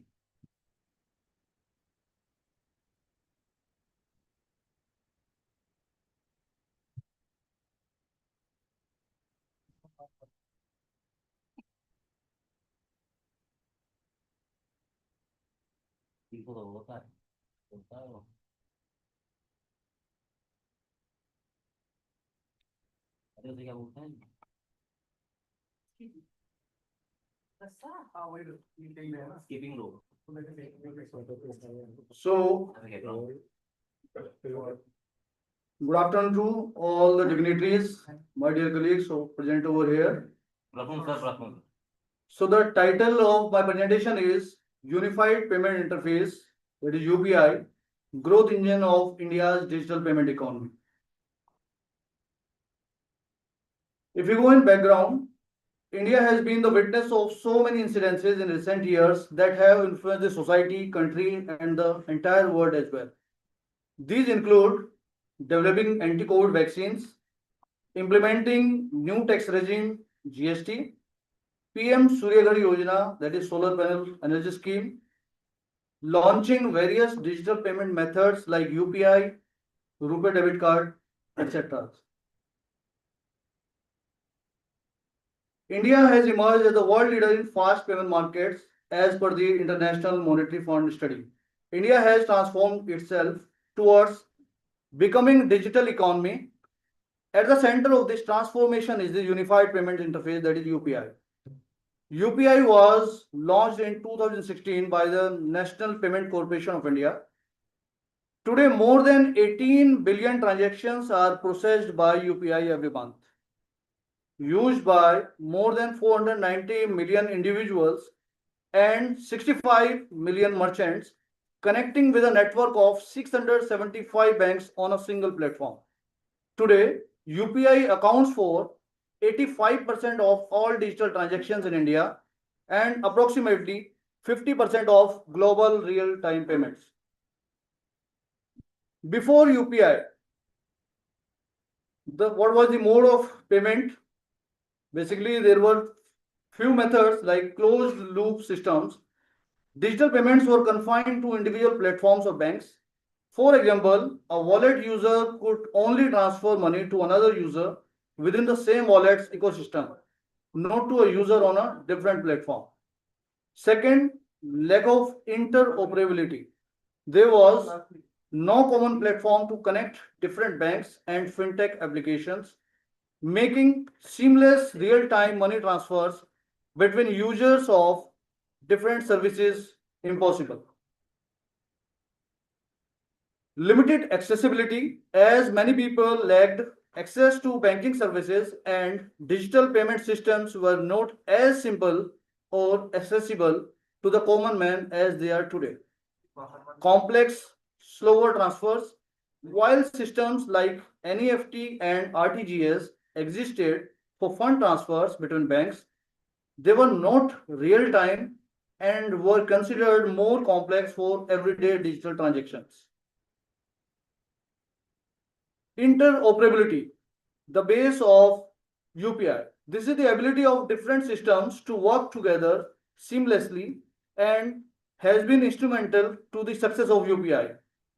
Prior to UPI, digital payments in India were fragmented across closed loop systems where transactions used to take place within the same platform. For instance, wallet apps allow transfer of payments between their users only, while immediate payment service, that is IMPS, enabled interbank transfers but lacked integration with third-party apps. UPI. UPI processes over 640 million transactions per day, slightly ahead of Visa's 639 million. So this number of transactions really making the UPI ahead of Visa. This is remarkable as India has achieved this scale in just 9 years. UPI's influence crosses the national borders. It is presently available in 7 countries: the UAE, Singapore, Bhutan, Nepal, Sri Lanka, France, and Mauritius. India is also emphasizing upon UPI's adoption within the countries belonging BRICS group, that is Brazil, Russia, India, China, and South Africa, now expanded with 6 new member nations. Now, what were the factors responsible for the success of UPI? The success of UPI lies in its speed. It's very quick, and within fraction of seconds, the transaction can take place and the money can be sent from one account to the other. Convenience. It is very convenient. Sometimes what you have to do for making payments, you have to scan the QR code and the amount would be credited in the desired account. Accessibility. Anywhere, anytime, the money can be transferred by using the UPI. It's very safe. It is safe mode of payment. Cost effective also and reliable too. So digital payment, that is, they are the main digital foundations of UPI. The first one was financial inclusion. Pradhan Mantri Jan Dhan Yojana. It played a vital role in achieving the financial target of financial inclusion, that where more than 50 crore bank accounts were opened under this scheme. Connectivity. With the evolution of 5G techniques, the connectivity has been definitely improved in the country. And finally, digital identity with the help of the Aadhaar. So all these played a very, very important role. Now, conclusion. Today, UPI is world's leading real-time payment system. More than just a payment platform, it has become a synonym for innovation, financial inclusion, and global digital leadership. This is not merely a story of technology, it is a story of empowering people and connecting economies. Thank you very much.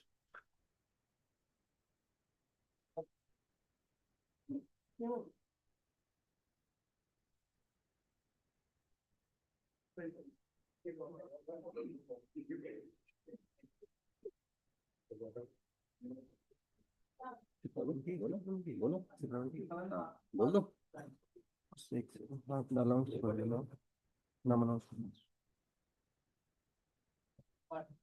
Thank you, Dr. Pradeep Kumar ji.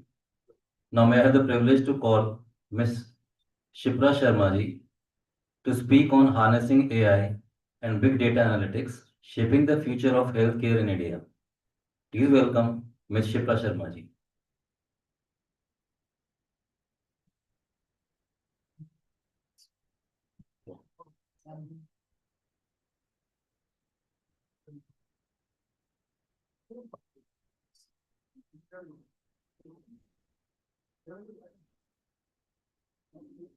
Good afternoon, everyone. This is Shipra Sharma, Assistant Professor of Pandit Deen Dayal Upadhyay Management College, Meerut.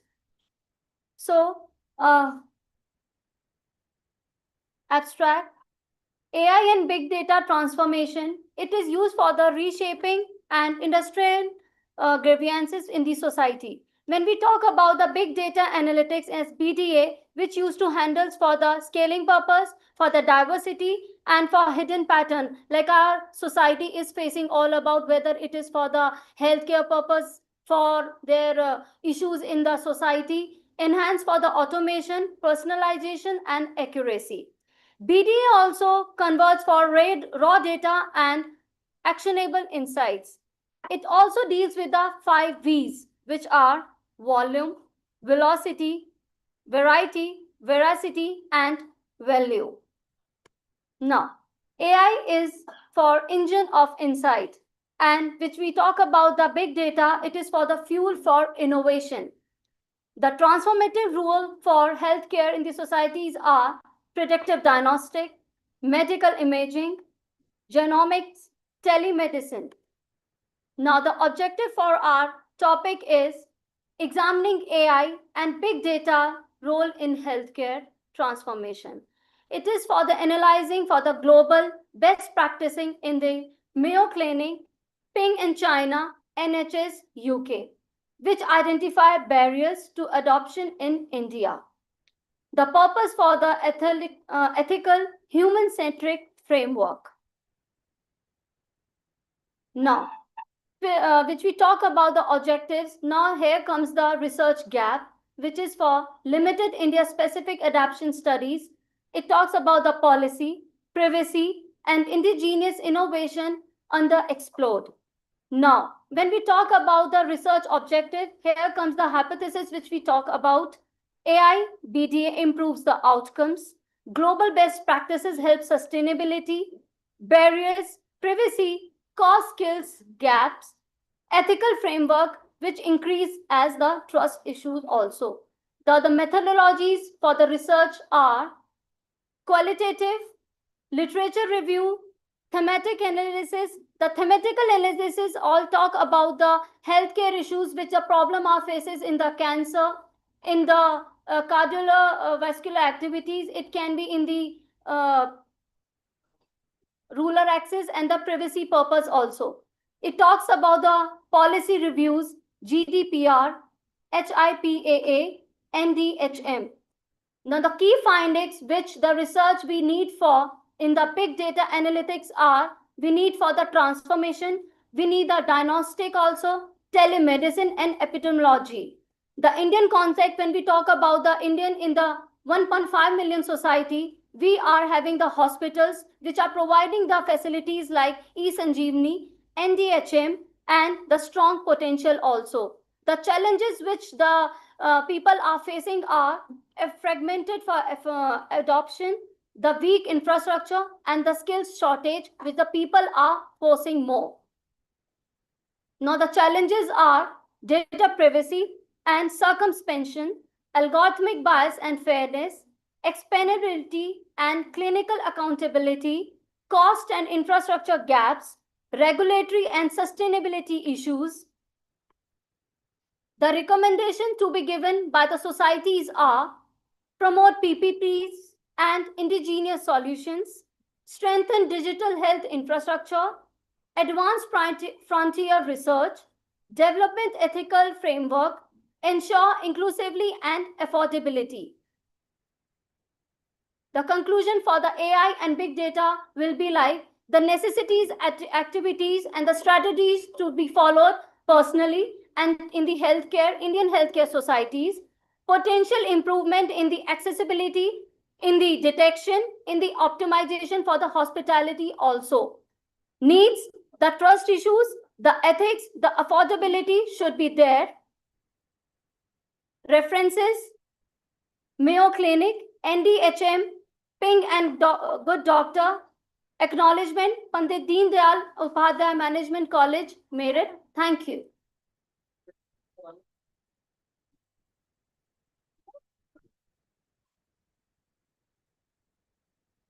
तो खाना पेट में दो, गले में घुस रहा है।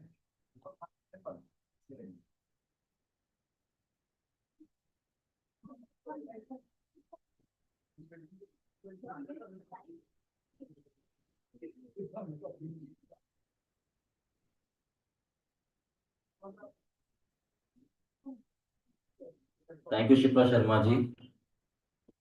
Now I request Ms. Shilpa Shri RD to please give words on her paper, that is Fostering Holistic Flourishing, Intersecting Community Well-being, Economic Vitality, Environmental Responsibility and Sustainable Action.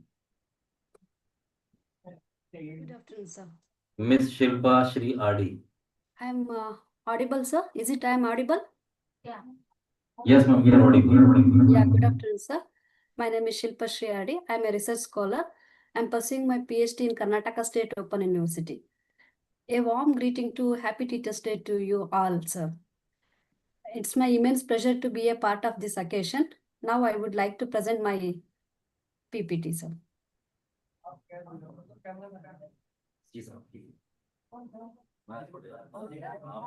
Is it my slides are visible, sir? Hello? Hello? Is it my slides are visible? Hello? No. For a minute. Yes, sir. Is Yes, it my ma'am. slides are visible, sir? Yes, ma'am, you are visible. Yeah, thank you, sir. Thank you. My topic is fostering holistic flourishing, intersecting community well-being, economic vitality, environmental responsibility, and sustainable action. The concept of holistic flourishing emphasizes the integration of community well-being, economically vitality, environmental responsibility, and sustainable action to create resilient societies.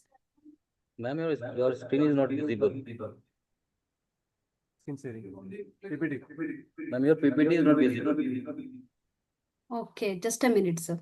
Yeah.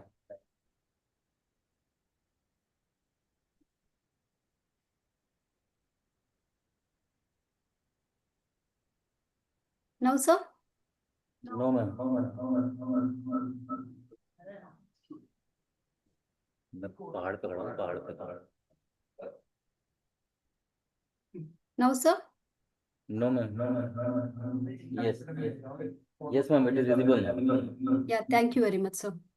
This is my topic, fostering holistic flourishing, intersecting community well-being, economic vitality, environmental responsibility, and sustainable development or action. Here, if we see the concept of holistic flourishing emphasizes the integration of community well-being, economical vitality, environmental responsibility, and sustainable action to create resilient society in this thematic paper. If we see the introduction part of this paper, intersecting community well-being, economic vitality, environmental responsibility, and sustainable action are very much required for this today's development of the every nation. If we see, this entails align community objectives with sustainable development principles to address contemporary challenges such as social inequality, climate change, and unsustainable practices.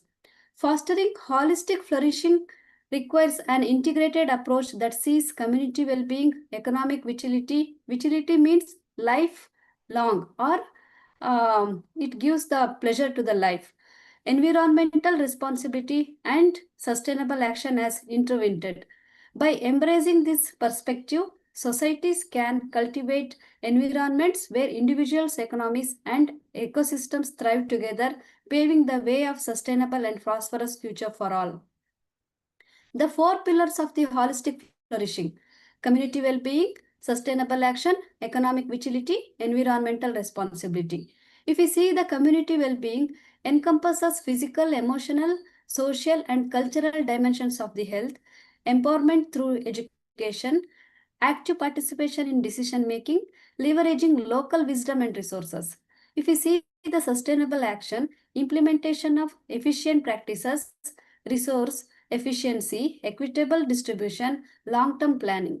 If we consider the economic vitality, more than financial prosperity, sustainable economic practices, job creation without resource depletion, innovation aligned with SDGs, environmental responsibility, if we consider shift from the conventional practices, ecological impact consideration, technological innovations, balanced approach to progress.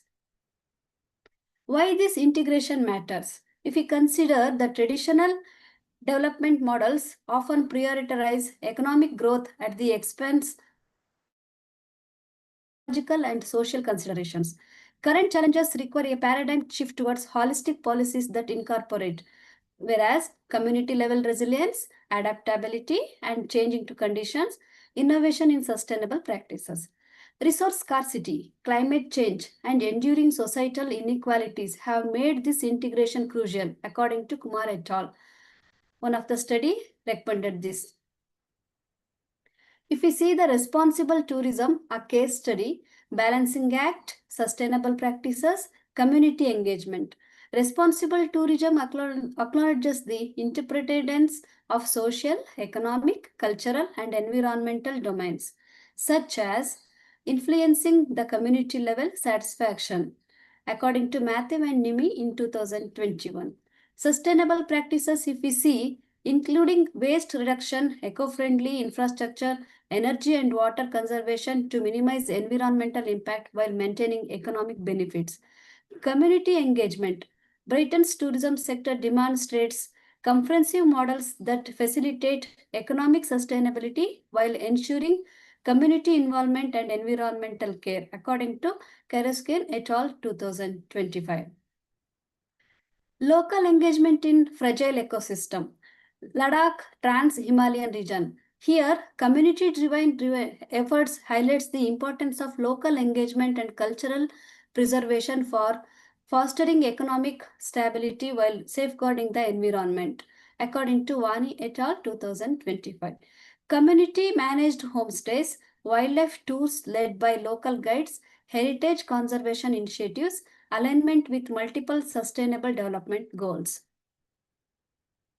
Sustainable leadership, ethical governance, organizational learning, foster knowledge sharing and sustainability culture, prioritizing long-term value creation over a short-term financial gains, green innovation.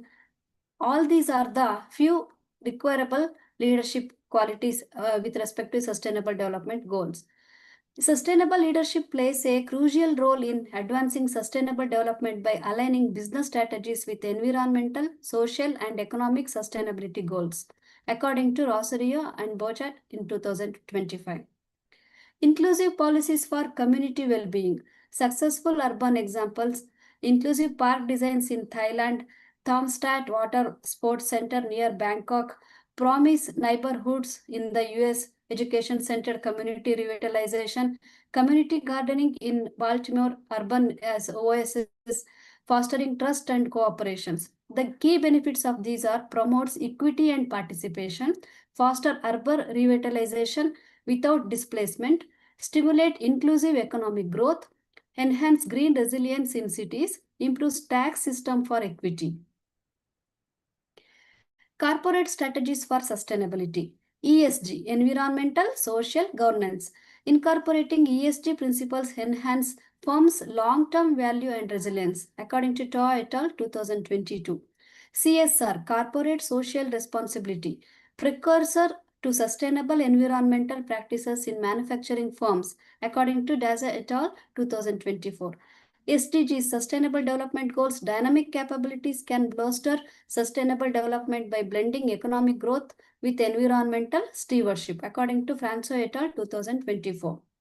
Corporate strategies that balance profit with purpose are essential for achieving holistic flourishing in business context.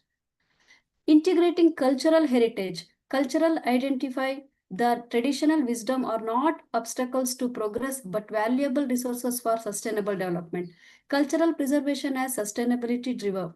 Integrating intangible cultural heritage into development strategies showcases how indigenous knowledge and local customs can drive both economic and environmental sustainability, according to Shanjidi 2023. Benefits include preservation of traditional ecological knowledge, cultural appropriate development solutions, enhanced community ownership, and initiative stronger social cohesion and resilience. The path forward, if we see the triangle shape of the hierarchical order, vision, strategical partnership, policy coherence, implementation, foundation. Vision, holistic flourishing for all. Strategic partnership, collaboration across sector.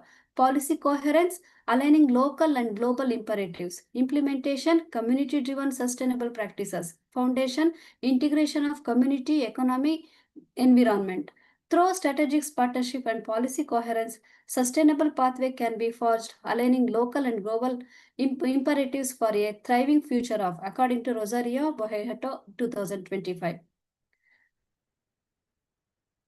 So, if I conclude, just a minute, sir.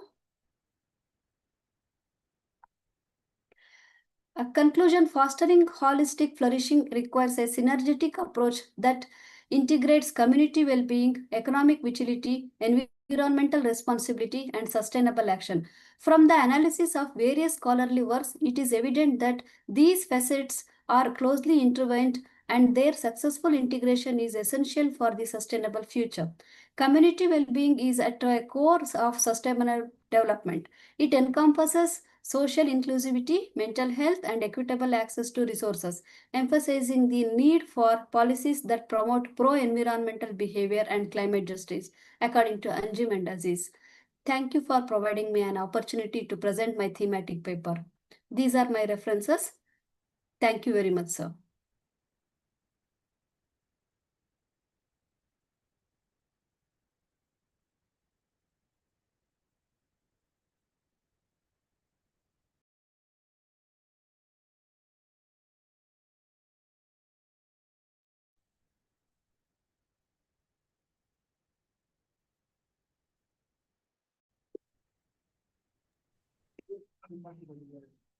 Now our next speaker is Mrs. Arvind Dangi and Dr. Harshdeep Chikara. And the topic is From Insight to Impact, the role of knowledge management in organizational outcomes across Haryana. Are you there, sir? Yes, sir. Yes, sir. I'm there, sir. Am I audible? You're audible, ma'am. You can start. Okay, sir. I Good request afternoon all the presenters to kindly consume 4 to 5 minutes only to complete your presentation. It is a humble request. Okay, sir. Good afternoon to everyone and happy Teachers' Day to all. I am from Baba Matsnath University from Rohtak. Today's my research topic is From Insight to Impact, the role of knowledge management in organizational outcomes across Haryana. As you can see that कि मेरा जो topic है उसमें पहले सबसे पहले abstract लेंगे. As you know that knowledge has as a critical organization asset in driving competitive advantage and sustainable growth. जो टाइटल है हमारा इनसाइट टू इम्पैक्ट की क्या इम्पैक्ट होता है हमारे नॉलेज मैनेजमेंट का ऑर्गेनाइजेशन की परफॉर्मेंस पे. Utilising a mixed method approach, the research incorporate survey data from management and interview with the knowledge management practice across small, medium, and large enterprise. It evaluates dimension of knowledge acquisition, sharing, application, and retention, and correlation them with the operational efficiency, innovation capacity, and strategic agility. Organization में उनकी क्या efficiency रहती है operations के अंदर. The findings highlight that firm with a proactive knowledge management culture report higher level of employee engagement, decision making effectiveness, and adaptability to market changes. As you can see in my screen, introduction of my research paper is knowledge management orientation denotes the strategic methodology employed by firms to efficiently manage and utilize their internal knowledge assets. This perspective entails fostering a culture that prioritizes knowledge and collaboration, establishing systems for knowledge capture and storage, and employing technology to enhance information distribution. Organization can enhance decision making, innovation, and overall performance by adopting a knowledge management orientation, which ensure the effective harnessing and utilizing of important knowledge at all organizational level. Next slide for importance of organisational excellence की क्या importance है. Moreover by employing knowledge management firm may cultivate a culture of perpetual learning and enhancement. This may result in enhanced innovation, production, and overall organizational superiority. Moreover, a well organized knowledge management system can facilitate the retention of essential institutional information despite the personal turnover. By fostering cooperation and knowledge exchange, firms can guarantee that their staff are perpetual learning and developing, and hence enhancing overall organizational excellence. This enhances efficiency and effectiveness while enabling the firm to remain competitive in a swiftly evolving environment. की important जो की components हैं research paper के knowledge management orientation. Establish defined methods for knowledge capture and documentation. Build a system for information organization and storage. Companies must have consistently assessed the efficacy of their knowledge management strategy. A robust knowledge management mindset enables firms to utilize their most precious asset, the pooled knowledge and skill their employees to foster innovation and sustain success. Investing in knowledge management enables firms to effectively utilize the vast information and skills within the organization, resulting in enhanced decision making and problem solving capacities. Next, review of literature. There are so many literature available on knowledge management orientation. Numerous authors have endeavored to quantify the contribution of knowledge management through various models. जो हमारा author है empirically investigate the challenges of effective knowledge management via the lens of organizational capacity. Another author researcher organized innovation investigate the relationship between the knowledge management process and organizational innovation. They determine the knowledge management process. Authors have defined the relationship between the knowledge management and organizational efficiency. There is impact either positive or negative. They conclude their several findings to the impact of management. Review of literature. Knowledge management orientation is a strategic approach that focuses on creating culture within an organization that values and promotes the sharing and utilizing of Ma'am, knowledge. it is a By fostering a ma'am, it yes, is a sir. humble request to you to kindly go to conclusion part. Okay, sir. As No we are running problem, out sir. of time, ma'am. Okay, sir. It's okay, sir. So nice of you. Thank you, ma'am.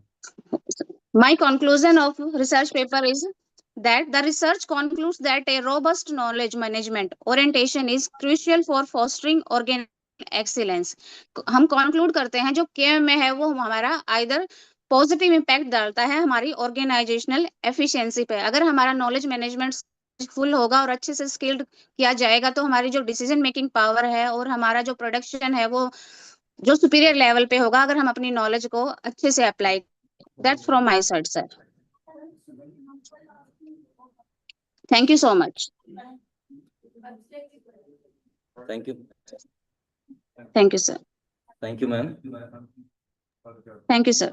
Now our next speaker is Dr. Bhisham Singh.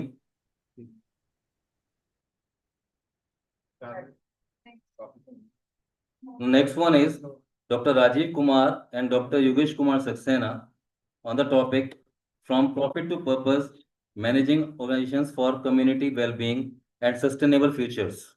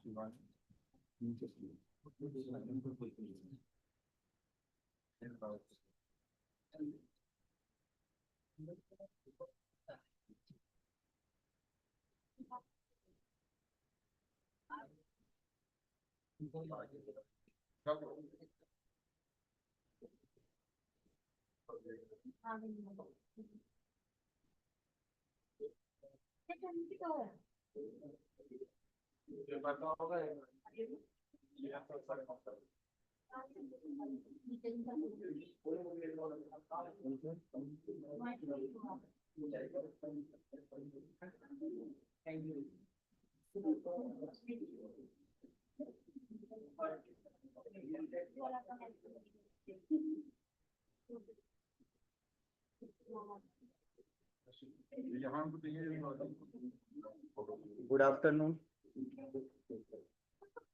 Good afternoon, everyone. Myself, Dr. Rajiv Kumar, Faculty of Management, Pandit Deen Dayal Upadhyay Management College. My research topic is From Profit to Purpose, Managing Organizations for Community Well-being and Sustainable Futures.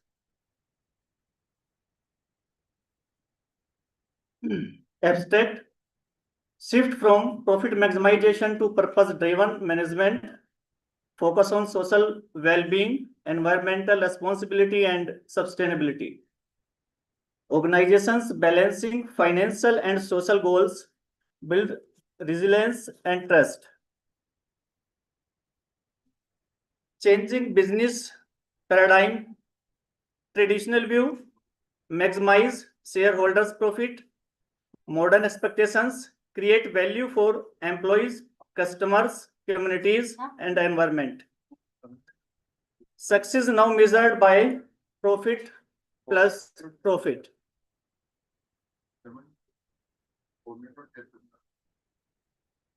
Purpose-driven management: integrated financial performance with social goods, builds strong stakeholders, trust, and brand image, encourages innovations, accountability, and inclusivity. Role of community well-being: community development builds loyalty and trust.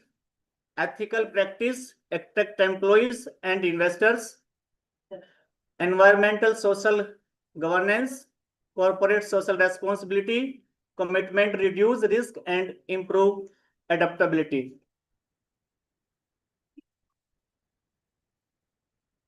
Research gap and objectives. Gap: lack of empirical evidence on how firms shift to purpose-driven models and their measurable impact. Objective: first, assess purpose-driven management impact on community well-being. Second, explore link between leadership and sustainability. Third, balance profit with social environmental goals. Fourth is steady stakeholders engagement and resilience. Methodology: design mixed method, quantitative and qualitative method. Data: interviews, surveys, CSR/ESG reports, case studies. Analysis: thematic and statistical correlation and regression. Sampling 150 survey respondent and 15 in-depth interviews. Findings: purpose-driven firms shows higher employee satisfaction and retention, greater stakeholder trust, brand reliance, stronger alignment with sustainable development goals, profitability sustained, not compromised. Challenges and recommendations. Challenges: measuring non-financial impact, balancing short-term profit versus long-term goals, and recommendations are develop impact metrics, train leaders in ethical management, foster public-private partnership, and last one is transparent CSR ESG reporting. Conclusion of the report is transitioning from profit to purpose strengthen competitiveness and resilience. Purpose-driven organizations foster sustainable futures and community well-being. Business can thrive economically and ethically by aligning with global stability goals. Thank you.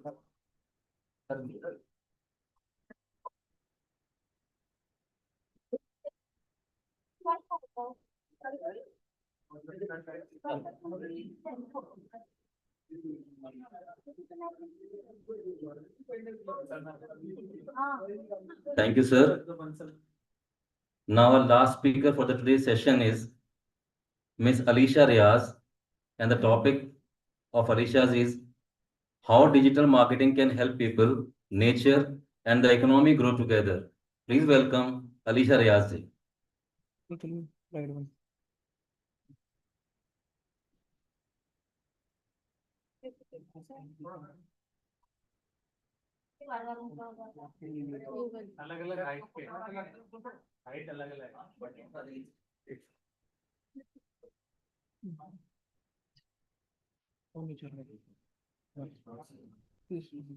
ठीक है ना अब तो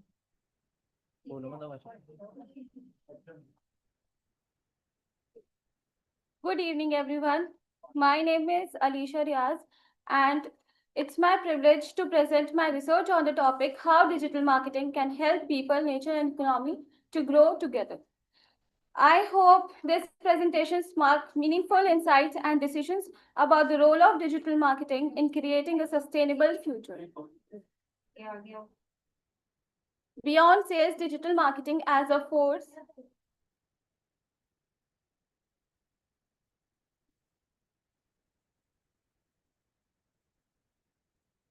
holistic impact. Digital marketing transits where sales supports people, nature, and the economy simultaneously. Eco-conscious initiatives. It drives eco-friendly campaigns, encouraging sustainable consumer behavior and reduced waste compared to traditional advertising. Economic empowerment, promoting job creation, local business growth, and community awareness, fostering inclusive economic development. Sustainable development, when used responsibly, digital marketing becomes a powerful catalyst for achieving broader sustainable development goals. Introduction, shaping beliefs and behaviors. Digital marketing is a powerful communication tool leveraging social media, websites, apps, search engines, and emails to connect consumers and shape beliefs and behaviors. Mind gapping. Beyond commercial metrics, most existing studies previously focuses on digital marketing commercial benefits, often overlooking its profound contribution to sustainability. Eco-consumer behavior in emerging markets. There's limited exploration. It's how digital strategies influence eco-conscious consumer behavior, particularly with the developing nation. Community and inclusive growth. Few studies connect digital marketing's role directly with community well-being and inclusive economic growth, highlighting a significant research void.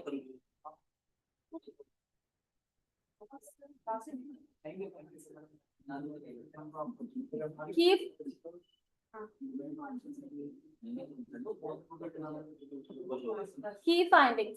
Eco-conscious consumptions. Digital marketing campaigns are highly effective in engaging eco-conscious buying habits and reducing plastic use among consumers. Local business empowerment, small and medium-sized business support significant growth and expands market research through strategic social media promotions. Youth engagement, younger consumers, particularly Gen Z and millennials, are strongly influenced by sustainable development, digital campaigns. Community impact.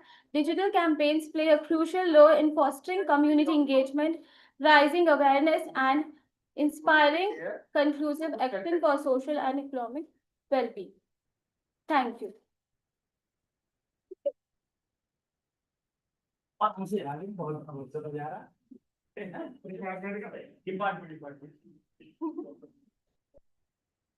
भैया बोलूं उनको नहीं, बोलूं? कभी 10-15 minute खींच जाए फिर।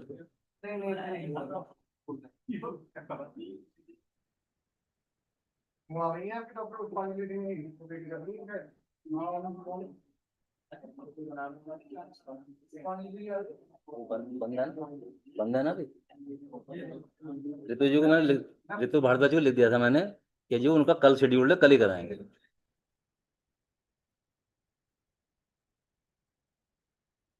Phone कर अरे जरा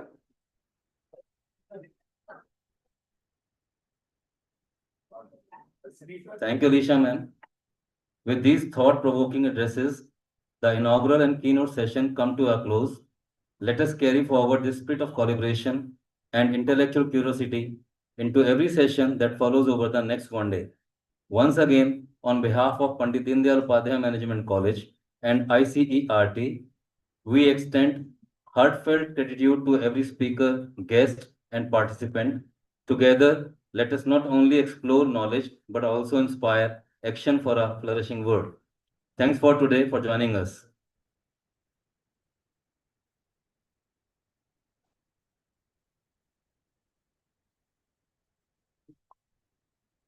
Yeah.